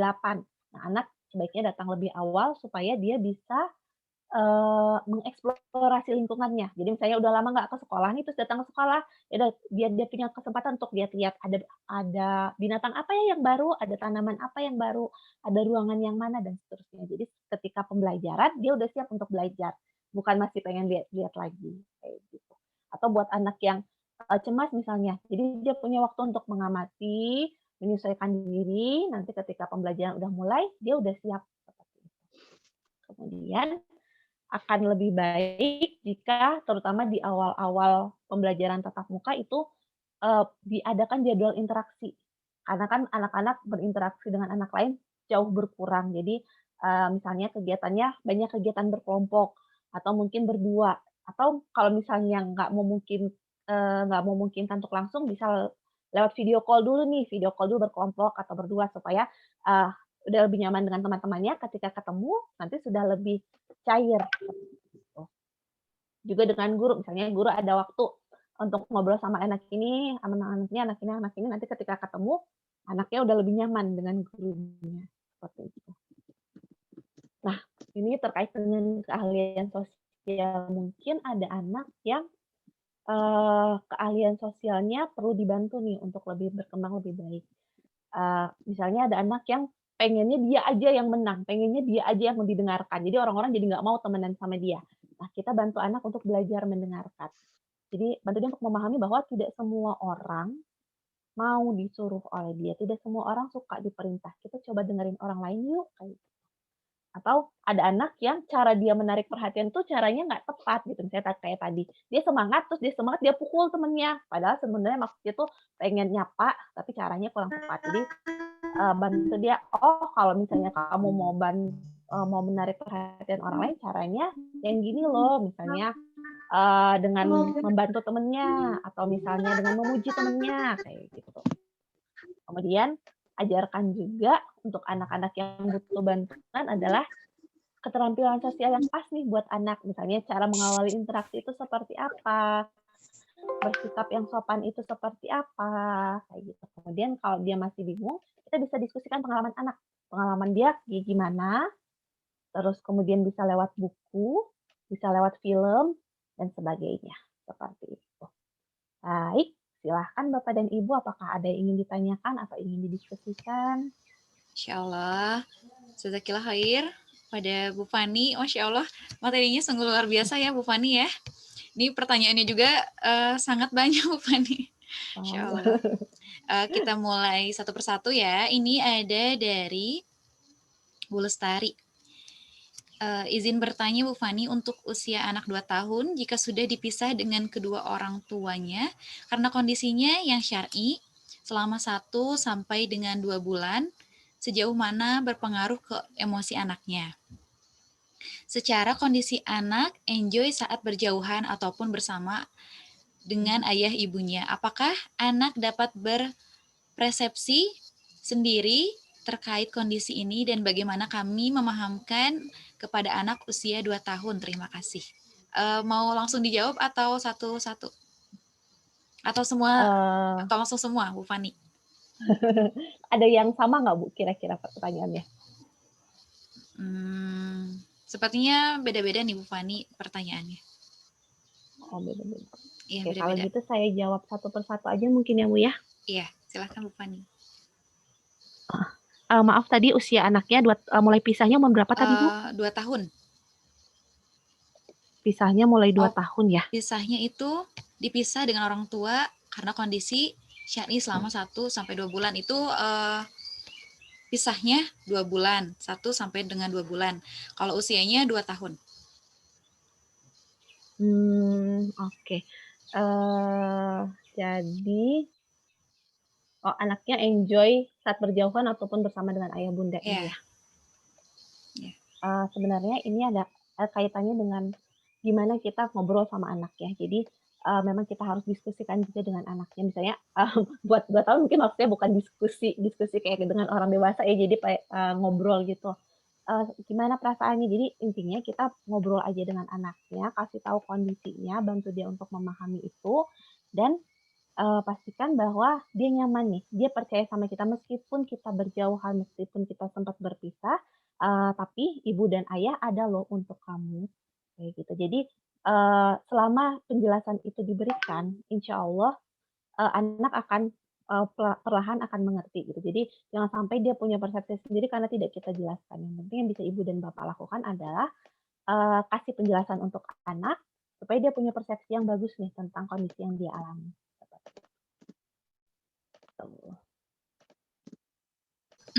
Ya, terima kasih Bu Fani. Untuk pertanyaan selanjutnya, ini dari Bunda Faizan. Nah, bagaimana mereda emosi anak yang meledak-ledak kalau diganggu kakaknya atau saudaranya, padahal sebelumnya tidak pernah seperti itu. Jadi mungkin pengaruh orang sekitar ya. Ya, silakan Bu Fani. Oke. Jadi tadi tuh misalnya diganggu sama kakaknya juga perlu diintervensi. Misalnya kalau kita ngerasa bahwa kakaknya terlalu mengganggu nih buat adiknya, kakaknya juga perlu dikasih tahu kenapa sih nggak boleh ngeganggu adiknya. Terus buat adiknya supaya reda tadi bisa diajak. Misalnya susah nih kalau untuk dia disuruh membayangkan, kita kasih balon. Yuk tiup balon yuk. Gitu. Jadi biar si emosi yang meledak-ledak tadi bisa lebih reda. Balon misalnya, atau kasih lilin, ih coba dong ini ditiup lilinnya, coba lagi kayak gitu. Jadi membantu anaknya untuk lebih tenang dulu, atau tadi tarik buang, terus kemudian bisa juga dengan coba deh lihat di sekitar kamu ada apa sih, terus apa sih yang kamu dengar, dan seterusnya tadi apa sih yang kamu baui, kayak gitu, supaya si emosi yang meledak itu lebih tenang. Kemudian dia bisa kita ajak ngobrol. Jadi kalau dia sudah lebih tenang, sudah lebih terkontrol, kita bisa ngajak ngobrol. Apa sih yang terjadi tadi? Terus kamu kesal ya karena dimarahi kakak. Berarti lain kali kalau kamu kesal, apa ya yang bisa kamu lakukan? Misalnya, kalau kamu kesal, kamu bisa bilang ke kakaknya, kakak, aku nggak suka diganggu. Jadi jangan ganggu aku, misalnya. Atau kalau kakaknya tetap ganggu nih, kamu udah coba ngomong, tapi kakaknya tetap ganggu, kamu bisa bilang ke bunda atau ke ayah, bunda, kakak gangguin, aku tuh sudah ngomong sama kakak. Gitu. Jadi tadi coba bantu tenangkan dia, bantu dia untuk cari cara yang paling pas untuk mengekspresikan emosinya tersebut, kayak gitu. Jadi biar perilakunya juga tetap terkontrol sesuai dengan aturan yang ada di sekitarnya, aturan rumah, aturan sekolah, dan aturan di lingkungan sekitar. Jadi tadi ketika meledak-ledak, coba lagi tadi latihan pernafasan, grounding, 5 hal yang bisa dilihat dan seterusnya tadi. Kemudian nanti ajak dia untuk pahami apa yang bisa dilakukan, apa yang tidak boleh dilakukan. Perlu adanya komunikasi dan kerjasama antara orang tua dan kakak-kakaknya juga ya. Betul. Iya, pertanyaan selanjutnya nih Bu Fani dari Bunda Fatih dan Bunda Raufa.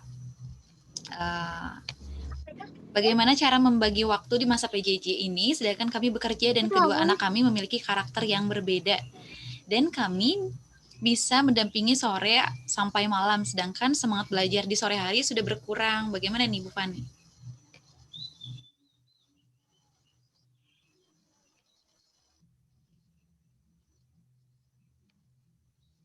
Kita bisa bikin jadwal ibu bapak, jadi anaknya bisa diajak untuk bikin jadwal nih.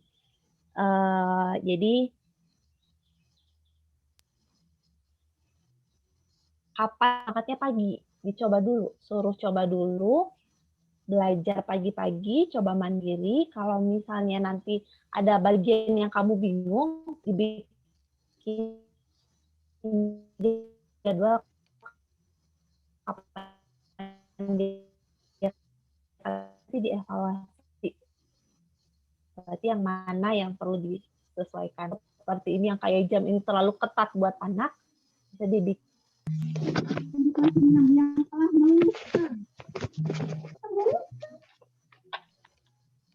Ya, Bu Fani sepertinya ada kendala dari jaringan ya. Maaf, sepertinya sinyal di sini. Iya, alhamdulillah sudah masuk kembali Bu Fani. Ya, silakan Bu Fani. Ya.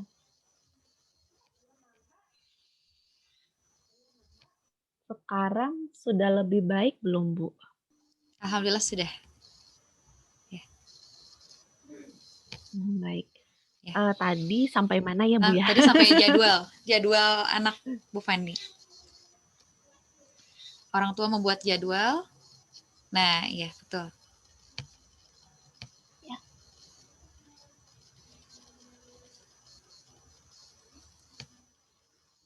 Ya, nampaknya ada kendala ya, Bu Fani, dari jaringannya. Ya, jadi ketika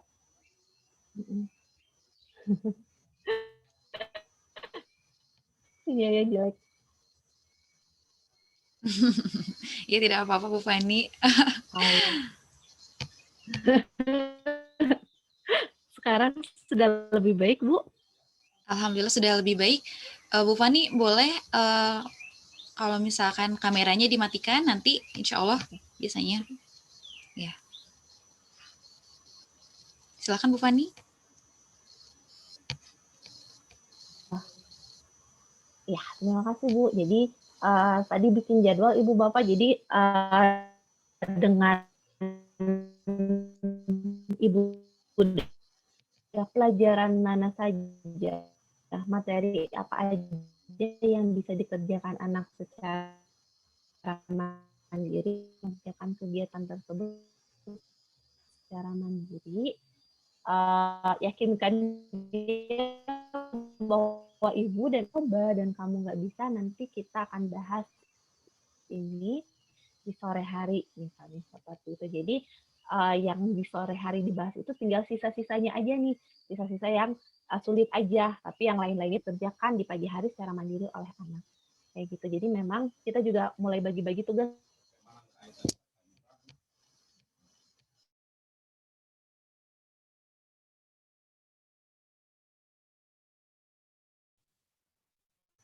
Masya Allah, memang kalau misalkan virtual ini, iya, jaringan itu memang ini ya.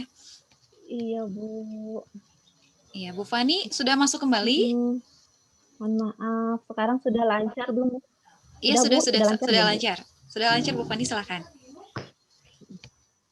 Oke, baik. Ya, Ibu Bapak, jadi intinya itu tadi bikin jadwal, bikin kesepakatan dengan anak, dorong anak, pada dasarnya dia bisa kok untuk mandiri. Cuma paling kita kasih dia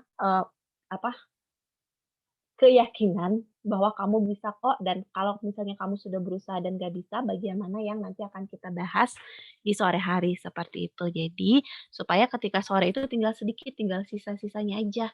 Jadi tidak banyak energi daripada harus dari awal nih dikerjain sama anak seperti itu. Jadi ibu dan bapak tetap bisa bekerja, anak bisa mulai menyicil dari pagi, dan semuanya bisa terlaksana dengan baik seperti itu. Ya, berarti dibuatkan jadwal ya Bu Fani ya? Jadwal dan kesepakatan, Bu. Iya, jadwal dan kesepakatan. Ya, begitu Bunda Fati dan Raufa. Nah, ada juga nih pertanyaan dari Bunda Gentari. Masya Allah ini pertanyaannya, bagaimana cara mengatasi emosi anak terhadap ketakutan nih Bu Fani? Di mana anak tidak berani pergi untuk ke toilet sendiri, bahkan untuk tidur sendiri, karena merasa takut akan hal gaib yang ada di toilet. Nah, karena dia dihubungkan dengan arti doa masuk kamar mandi gitu. Jadi karena sudah tahu, jadi anak jadi makin takut juga. Bagaimana nih orang tua mungkin ya caranya menjelaskannya ke anak bagaimana? Silakan Bu Fani. Jadi mungkin kita bisa bahas tuh sama anak. Sebenarnya apa sih yang dia tangkap dari arti doa itu? Berarti misalnya dia taunya, oh ada jin, oke, kita bantu dia untuk memahami jin itu ganggu kita nggak sih? Dia ganggu kita kalau apa? Kalau ternyata dia nggak ganggu kita, itu gimana dan seterusnya gitu. Jadi bantu dia untuk memperbaiki pemahamannya dia. Mungkin ada anak mikir, ya ada jin, nanti jinnya ganggu aku dan seterusnya kayak gitu. Dan membuat itu jadi takut. Jadi bantu dia untuk paham bahwa ya memang di dunia ini nggak cuma kita manusia, tapi juga ada makhluk Allah yang lain kayak gitu. Tapi selama kita dan jin itu tidak saling mengganggu, itu tidak masalah gitu misalnya. Atau misalnya dengan Allah sudah meyakinkan, sudah punya Allah pasti akan melindungi kita kalau kita percaya pada Allah. Jadi jin itu nggak akan ganggu kita kok selama kita bergantung pada Allah. Jadi bantu dia untuk paham juga bahwa ya nggak apa-apa, memang mungkin memang ada jin, tapi Allah akan melindungi kita. Jadi nggak apa-apa kok, coba aja pelan-pelan. Nah, itu ke anaknya juga bisa perlahan-lahan nih. Misalnya kalau langsung sendiri dia takut, oke pelan-pelan deh. Ibu bantu, misalnya pertama dibantu ditemenin sampai pintu, tapi pintunya ditutup misalnya, atau kalau masih belum berani ditutup, oke dibuka. Terus dibahas setelah itu, "Diganggu nggak kamunya?" "Oh enggak ding." "Oke." Nanti kalau dia udah berani, sekarang berani sendiri, kita coba mundurin lagi. Misalnya tadi pintunya masih dibuka, sekarang pintunya ditutup. Terus nanti anaknya ke toilet, terus ini lagi, "Diganggu nggak?" "Oh enggak, baik-baik aja kan?" "Enggak." "Oke." Nanti kita coba lagi ibunya lebih jauh ya, misalnya tadi masih depan pintu, ibunya mulai nih 2 meter, nanti tambah jauh tambah jauh tambah jauh, sampai anaknya ngerasa, "Oh iya ya, baik-baik aja, Allah tetap melindungi aku. Memang ada makhluk Allah yang lain di kamar mandi, tapi Allah melindungi aku dari makhluk-makhluk tersebut. Jadi makhluk itu tidak mengganggu aku." Seperti itu. Ya, berarti harus dijelaskan dulu ya, nilai-nilai islaminya mungkin seperti apa Betul, betul. kepada anak, ya. Betul. Ada pertanyaan juga nih dari Bunda Jian. Tapi pertanyaannya sudah sama tadi seperti pertanyaan Bunda Fazian. Nah, kemudian ada pertanyaan dari Bunda Farina. Izin bertanya Bu Fani, mengatasi anak yang selalu pingin no one dalam segala hal, ingin selalu diutamakan mungkin ya? Oh. Ya, bagaimana nih Bu Fani? Memang apa-apa ini balik lagi ke komunikasi ibu bapak. Jadi pengen diutamakan, kita juga ajak ngobrol lagi anaknya, kenapa? Apa sih yang membuat dia ngerasa pengen diutamakan, pengen diduluin? Mungkin bisa jadi ternyata dia sedang menarik perhatian kita, misalnya mungkin dia punya kakak, mungkin dia punya adik, dia cemburu nih sama kakak adiknya. Nah, kita bisa ngobrol nih, bisa ngobrol bareng-bareng, bisa ngobrol berdua dengan anak, tergantung kondisi anak masing-masing. Jadi kenapa sih ada waktunya ibu memperhatikan kamu, ada waktunya ibu memperhatikan adik atau kakak gitu. Oke, kamu pengen jadi yang terbaik, itu bagus kamu berusaha jadi yang terbaik, kamu pengen jadi yang terbaik, tapi kita juga perlu tahu bahwa semua makhluk hidup, semua manusia itu berbeda-beda. Mungkin kamu memang pintar di sini, kamu bisa jadi yang terbaik di bagian sini. Tapi ada kalanya orang lain yang justru lebih pintar di bagian sini. Misalnya dia pintarnya di olahraga, misalnya, atau dia pintarnya matematika. Kamu memang pintar banget di matematika, kamu bisa jadi nomor 1 di matematika. Tapi di dunia ini, di atas langit pasti ada langit. Mungkin di bagian olahraga kamu tidak sepintar anak yang lain, nggak apa-apa gitu. Karena nggak semua orang harus pintar di semua bagian gitu. Atau tidak semua saat kamu harus diperhatikan kayak gitu. Jadi bantu anak untuk memahami bahwa menjadi yang terbaik, mendapatkan perhatian itu adalah hal yang baik, tapi ada porsinya. Gitu. Kamu punya kelebihannya, orang lain juga punya kelebihannya, maka mari kembangkan kelebihan masing-masing. Nggak apa-apa kalau kamu nggak lebih orang lain lebih pintar di bagian situ, ya nggak apa-apa karena semua orang punya kelebihan masing-masing. Seperti itu. Ya, diberikan pengertian ya Bu Fani. Betul. Bagaimana mungkin anak tidak selalu ingin paling depan gitu ya. Betul. Harus juga menghargai teman-temannya yang lain. Ya, pertanyaan selanjutnya ada 2 pertanyaan lagi nih Bu Fani. Tidak apa-apa? Ya, mangga Bu Fani sepertinya sudah bisa mengaktifkan kamera karena suaranya sudah lancar Bu Fani. Oke. Ya, ini dari Bunda Syakil. Assalamualaikum Bu Fani, saya ayahnya Syakil mau bertanya dan solusinya bagaimana menghadapi anak yang serba ingin tahu dan menganggap gampang. Misalnya lagi bongkar motor suka ikut-ikutan gitu. Terima kasih. Ya, silakan Bu Fani, pertanyaannya seperti itu. Oh, sebenarnya itu bagus banget loh Bapak Ibu. Jadi ketika anaknya ingin tahu berarti keinginan belajarnya besar. Jadi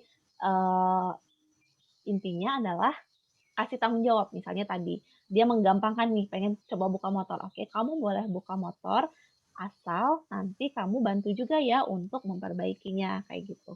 Jadi keingintahuannya difasilitasi tapi juga dikasih batasan-batasan sejauh mana dia bisa melakukan itu gitu. Misalnya dia penasaran nih dengan api, pengen main api, ya boleh tapi tempat yang terbatas yang bisa dipadamkan. Misalnya tadi pengen bongkar motor, oke kita kalau misalnya ayahnya bisa mendampingi nih bongkar motor terus bisa pasang lagi, nggak apa-apa. Tapi kalau misalnya ternyata ayah merasa, "Wah, saya juga nggak paham gimana cara bongkar motor dan nanti pasangnya lagi." Oke, anaknya bisa diajak ke bengkel misalnya. "Kamu penasaran ya cara bongkar motor? Ayo kita ke bengkel yuk." Nanti di bengkel bisa bareng-bareng tuh sama, montirnya bongkar motor, terus pasang lagi, kayak gitu. Jadi, nggak apa-apa, justru itu bagus banget. Jadi dia dia pengen tahu, bantu fasilitasi dengan dikasih batasan dengan situasi yang, tepat, seperti itu. Gitu, Bapak Ibu. Ya, Masya Allah. Memang anak itu sekarang banyak yang ingin tahu ya Bu Fani, kalau misalkan orang tua bilang apa, anaknya juga langsung ingin tahu gitu. Betul betul. Ya memang Iya, mengikuti zaman ya. memang sekarang tuh adalah, tahap perkembangannya anak. Jadi anak SD, jadi dari umur 2, 3 tahun sampai SD itu adalah saatnya mereka pengen tahu segala macam, saatnya mereka belajar segala macam. Jadi memang buat anak belajarnya nggak cuma pelajaran di sekolah, tapi pelajaran di lingkungan hidupnya dia juga, kayak gitu. Jadi memang justru dengan kita fasilitasi anak jadi muncul inisiatifnya, nanti ke depannya lebih mandiri dan seterusnya akan lebih baik untuk anak. Seperti itu. Iya, betul. Betul Bu Fani, yang saya alami gitu ya. Anak-anak sekarang itu mungkin dengan zamannya lebih kritis gitu. Hal yang memang yang seharusnya tidak ditanyakan itu memang ingin selalu ditanyakan gitu ya. Masya Allah. Ya, ini ada pertanyaan terakhir dari Bundanya Zahran. Mau bertanya Bu Fani, saya sudah pernah membuat jadwal dengan anak, tapi saat menjalani jadwal tersebut, anak selalu lepas, maksudnya tidak bisa diikuti karena banyak halangan. Bagaimana cara supaya kita meyakinkan ke anak tentang jadwal yang sudah dibuat ini harus dijalankan? Karena sudah disepakati tanpa adanya tekanan ke anak. Nah, begitu Bu Fani pertanyaannya, silahkan. Nanti mungkin bisa dievaluasi lagi, kira-kira apa yang membuat si jadwal itu tidak bisa jalan nih ke anak.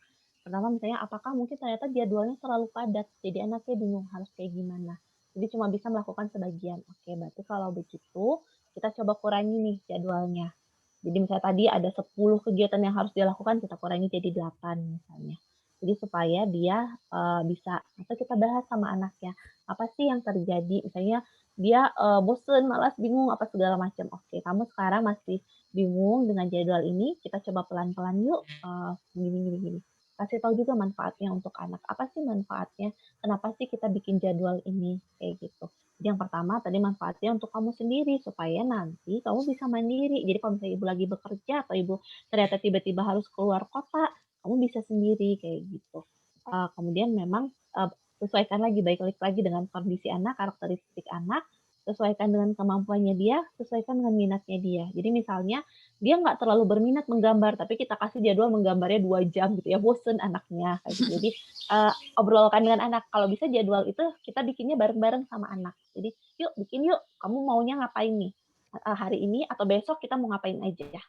Oke, kamu coba sendiri ya, nanti malamnya dibahas. Wih, keren, kamu udah bisa misalnya dari 10 kamu udah bisa 7 nih. Wah, keren nih hari ini bisa 7.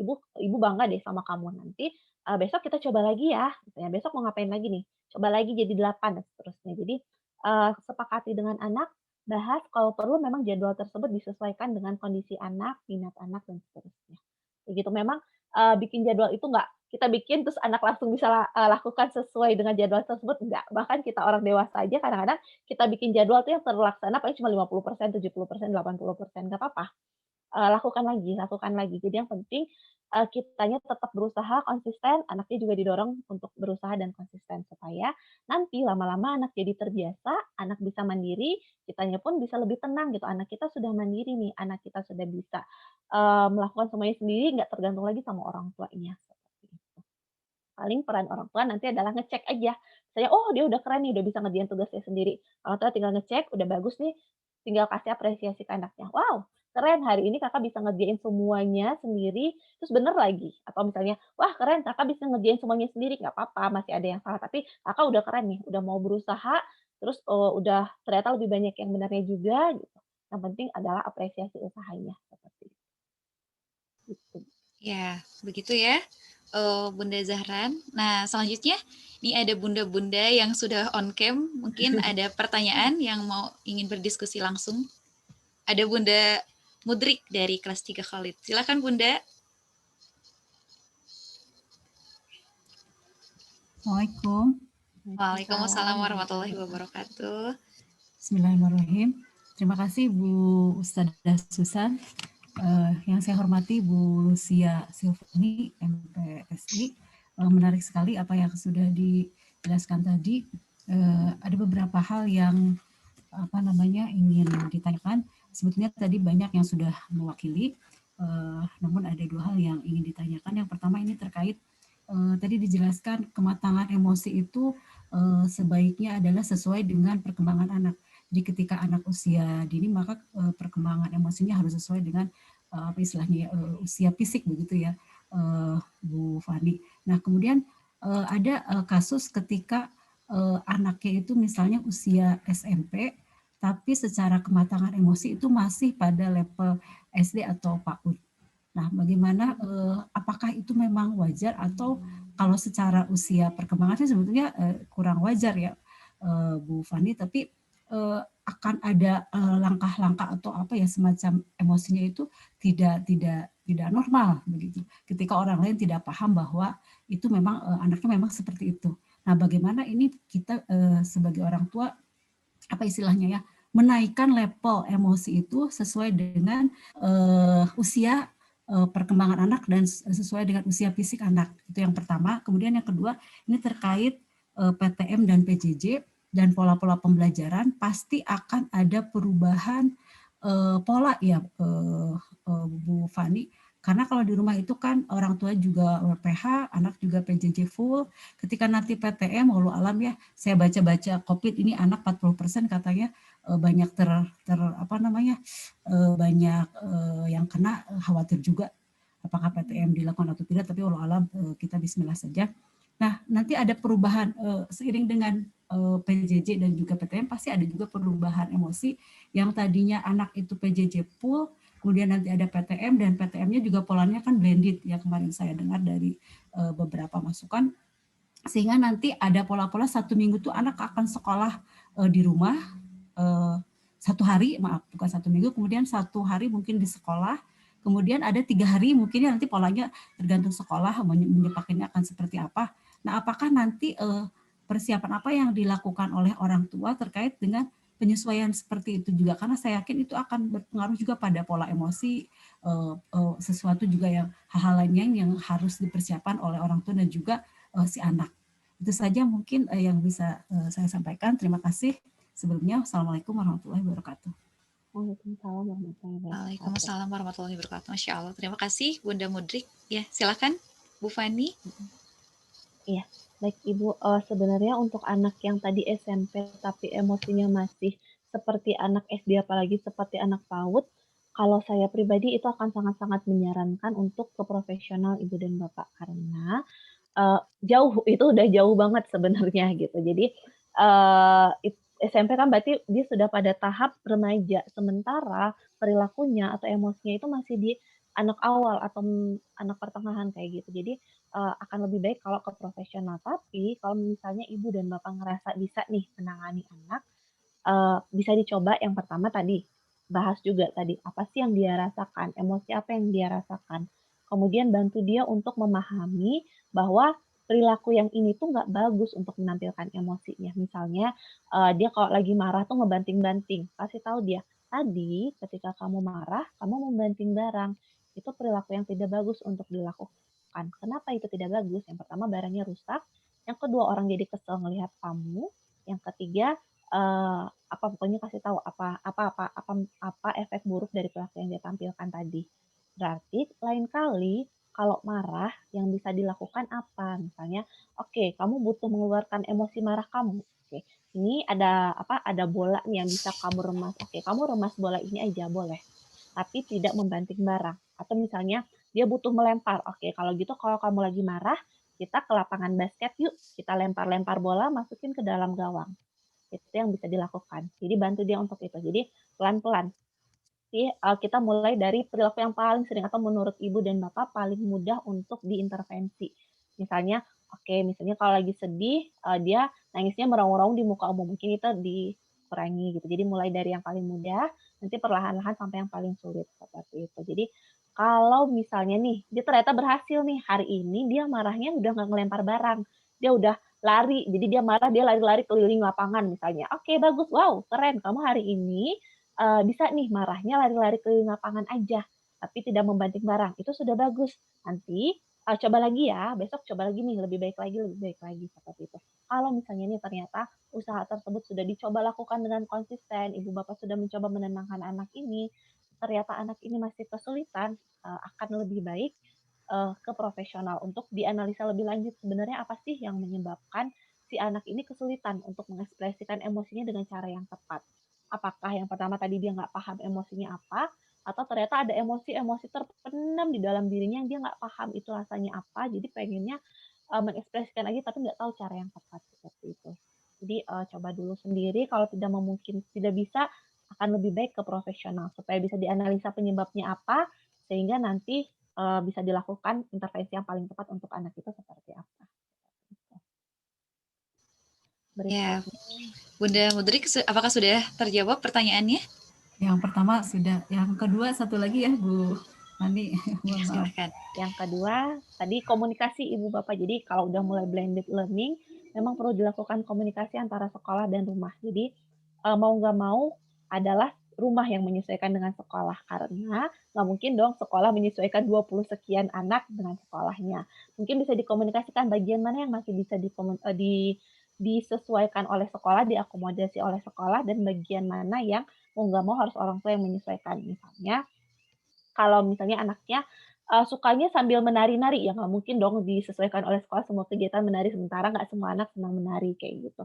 Jadi persiapan orang tua adalah dengan sekolah adalah saling komunikasi, kayak gimana sistem di sekolah, kayak gimana di rumah, jadi itu bisa dilakukan.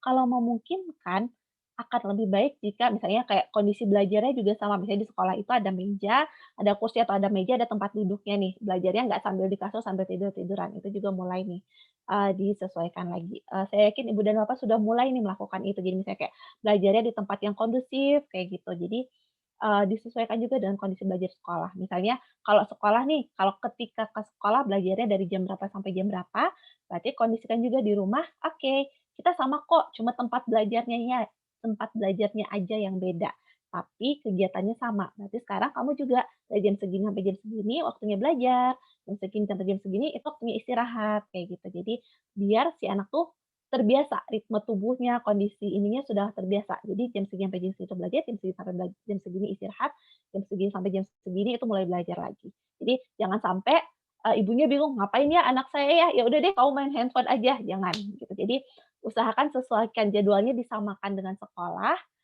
nanti diskusikan dengan sekolah, mana yang sekolah bisa sesuaikan dengan kondisi anak, mana yang orang tua nih yang mencoba menyesuaikan dengan sekolah, seperti itu. Dan sama kayak tadi, balik lagi komunikasi, ngobrol lagi dengan anaknya, kita belajarnya sekarang udah kayak gini, ini yang harus dilakukan, ini yang nggak boleh dilakukan, kamu coba mandiri, nanti kalau kamu sudah coba, tapi masih kesulitan, nanti Ibu bantu di bagian yang mana. Gitu, Bu. Ya, bagaimana Bunda Mudri? Ya, itu nuhun. Terima kasih Jazakallah khair Bu Fani pencerahannya. Jazakallah khair. Ya, selanjutnya satu orang penanya lagi mungkin ya, dari Bunda Sakira, Bunda Tanisa mungkin, dari Bunda Hanifah atau Bunda Aksa lagi. Silakan. Ada yang mau bertanya? Satu orang penanya lagi nih, karena waktunya Insya Allah sudah mau pukul 11 ya. Ya, Bunda-Bunda, jika tidak ada, mungkin pertanyaannya Bu Fani dari saya ya. Pertanyaannya mungkin dari saya, lebih bagaimana sih Bu Fani menghadapi, karena kan setiap orang itu kan beda-beda, sedang merasakan sedih, sedang merasakan senang, ataupun ya kalau misalkan perempuan kan ada waktu di mana datang bulan ya. Nah, bagaimana sih Bu Fani menghadapi orang-orang yang ya tidak semuanya begitu ya, tidak semuanya memberikan perasaan yang baik ke Bu Fani gitu, dan Bu Faninya juga mungkin perasaannya sedang bagaimana. Nah, itu bagaimana menghadapi saat konseling gitu. Caranya bagaimana kita menghadapi orang-orang yang saat mood kita sedang tidak baik begitu. Ya, kalau saya pribadi sebenarnya ketika mood saya sedang sangat buruk dan tidak memungkinkan untuk menghadapi orang lain, terutama untuk konseling, saya akan memilih untuk tidak melakukan itu karena itu akan sangat-sangat mempengaruhi baik ke sayanya, baik ke orang yang saya temui gitu. Jadi akan lebih baik jika kalau memungkinkan dilakukan jadwal ulang akan lebih baik seperti itu agar kegiatan yang dilakukan itu bisa berjalan lebih lancar seperti itu. Tapi kalau misalnya terpaksa banget harus menghadapi orang-orang yang mungkin kitanya emosi jadi nggak bagus, tapi kita juga emosinya sedang tidak bagus juga, kita bisa saling komunikasikan. Misalnya tadi, Bapak, Ibu, saya sedang PMS, nanti kita akan coba bahas ini sebisa yang kita mampu. Nanti kalau misalnya nggak bisa, kita bisa jadwalkan lagi seperti itu. Dan memang yang harus dilakukan adalah pahami diri kita sendiri, pahami orang tersebut. Jadi kita lihat apakah memungkinkan. Kalau tidak memungkinkan, jangan dipaksakan.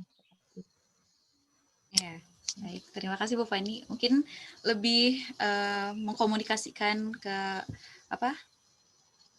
pihak ini ya, yang akan berkomunikasi dengan kita gitu ya. Oke.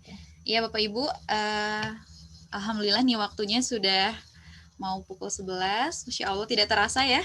Berarti ini sangat mengasyikan Bu Fani, Masya Allah. Ya, alhamdulillah materinya sangat bermanfaat sekali dan bunda-bunda juga semua pertanyaannya sudah terjawab. Nah, ya untuk Bapak Ibu semuanya, saya mengingatkan. Oh ya, silakan Pak Ridwan, ada yang mau ditanyakan? Silakan Pak. Baik, Bismillah. Ikut gabung ibu-ibu ini karena ibu-ibu semua ya. Tapi pertanyaannya mungkin kayak buat seperti perempuan. Begini Bu, saya pengen bertanya, usia anak perempuan pada usia berapakah yang cocok dikasih tahu tentang menstruasi Bu? Gitu ya, ya barangkali mungkin misalkan nanti cocoknya nih kapan nih di SDDT misalkan mengadakan apa ya, bukan pembelajaran, mungkin pemberian pemahaman kepada siswi ya terutama ya tentang perwanitaan lah begitu. Hatur nuhun, punten. Ya, terima kasih banyak Bapak Ibu. Jadi ini bisa kita kaitkan dengan perkembangan anak. Biasanya remaja itu mulai mengalami pubertas itu sekitar umur 11, 12, 13 tahun. Jadi bahkan ada yang kelas 5 SD 10 tahun sudah mulai menstruasi. Atau mungkin yang laki-laki sudah mulai mimpi basah misalnya. Jadi kalau dari saya itu akan mulai menyarankan mulai dari kelas 5 SD usia sekitar 10 tahunan, anak-anak mulai nih diperkenalkan. Misalnya kalau menstruasi apa sih yang bisa dia lakukan kayak gitu misalnya, atau kalau untuk laki-laki kalau misalnya dia mimpi basah berarti apa yang harus dia lakukan kayak gitu. Jadi supaya anak ketika menghadapi itu dia udah nggak kaget lagi nih. Gitu. Jadi kok tiba-tiba aku keluar darah ya dari situ ya, dia nggak tahu, dia nggak pernah dikasih tahu apa-apa. Jadi apa-apa mulai dibahas dari umur 10 tahun kelas 5 SD mulai dibahas nih. Kalau perempuan nanti ada yang namanya menstruasi dan seterusnya. Kalau laki-laki ada yang namanya ini, berarti ini yang bisa dilakukan, ini yang nggak bisa dilakukan, kayak gitu. Dan kita harus menghargai itu. Nanti mungkin ketika kamu mulai merasakan itu, kamu mulai emosinya mulai naik turun nih nggak jelas, kamu nggak tahu mesti kayak gimana. Tapi itu memang pengaruh hormon. Berarti apa yang harus kamu lakukan nih kalau misalnya kondisinya seperti itu. Jadi bisa mulai kalau misalnya mau diadakan, bisa mulai dari anak-anak kelas 5 SD nih bisa. Hatur nuhun Bu. Sami-sami Pak. Sami-sami. Hatur nuhun juga Pak Ridwan ya sudah bertanya mengenai tadi menstruasi. Mungkin nanti akan ada ini Bu Fani ya, keputrian mungkin ya kalau untuk ya, keputrian karena di SDDT ini masih 3 angkatan nih Bu Fani, baru sampai kelas 3. Ya, baik Bapak Ibu, alhamdulillahirabbil alamin. Nah, kita sudah di penghujung acara. Izin Bu Fani tadi untuk materi yang telah disampaikan ya, kita sebagai orang tua ataupun sebagai pendidik, nah harus mengenali anak nih dari emosi yang dirasakan, kemudian penyebabnya, dan cara mengelola yang paling sesuai, bagaimana mengenali emosinya, dan kemudian berikan skala dari 0 sampai 10. Nah, kemudian menenangkan diri dan berikan grounding with your 5 sense. Yang pertama itu tadi ada 5 melihat ya, that you can see, kemudian feel, hear, smell, and taste ya. Kemudian berikan batasan kepada anak apa yang harus dilakukan dan apa yang tidak boleh dilakukan. Kemudian mendampingi belajar, memperkuat motivasi anak. Nah, kemudian berikan jadwal yang sesuai agar anak bisa melaksanakan kegiatan sesuai jadwalnya. Nah, baik Bapak Ibu, di SDDT ini masih ada 4 siswa lagi nih. Bagi Bapak Ibu ataupun saudaranya yang mau masuk ke SD, bisa langsung hubungi humas atau bisa hubungi ustazah-ustazahnya ya. Nah, Bapak Ibu, karena banyak informasi dan keluarga kita yang sedang sakit, mohon jika untuk berkenan membacakan Al-Fatihah untuk keluarga dan saudara-saudara kita agar bisa menjadi penggugur dosa dan Allah angkat derajatnya. Al-Fatihah. A'udzubillahi minasyaitonirrajim. Bismillahirrahmanirrahim. Alhamdulillahirabbil alamin arrahmanirrahim maliki yaumiddin. Iyyaka na'budu wa iyyaka nasta'in. Ihdinas siratal mustaqim siratal ladzina an'amta 'alaihim ghairil maghdubi 'alaihim waladdallin. Amin. Ya, baik Bapak Ibu semuanya, alhamdulillah acara sudah selesai. Terima kasih kepada Bu Fani selaku pemateri yang sangat luar biasa. Semoga menjadi bermanfaat ya materi-materi yang telah disampaikan dan bisa diterapkan oleh kita semua. Nah, baik Bapak Ibu, kita ucapkan hamdalah dan doa akhir majelis. Alhamdulillahirabbil alamin. Subhanakallahumma wa bihamdika astaghfiruka wa atubu ilaik. Alhamdulillah. Mohon maaf jika ada kesalahan dan kekurangan dari saya selaku MC. Wabillahi taufiq wal hidayah. Wassalamualaikum warahmatullahi wabarakatuh. Terima kasih Bapak Ibu semuanya. Waalaikumsalam warahmatullahi Terima kasih semuanya. Terima kasih Bu Maaf kalau ada yang Fani. salah. Ya, mohon maaf lahir batin. Termohon. Ya, sami-sami. Assalamualaikum Semuanya. warahmatullahi wabarakatuh. Waalaikumsalam warahmatullahi wabarakatuh. Iya, silakan Bunda-bunda. Bu.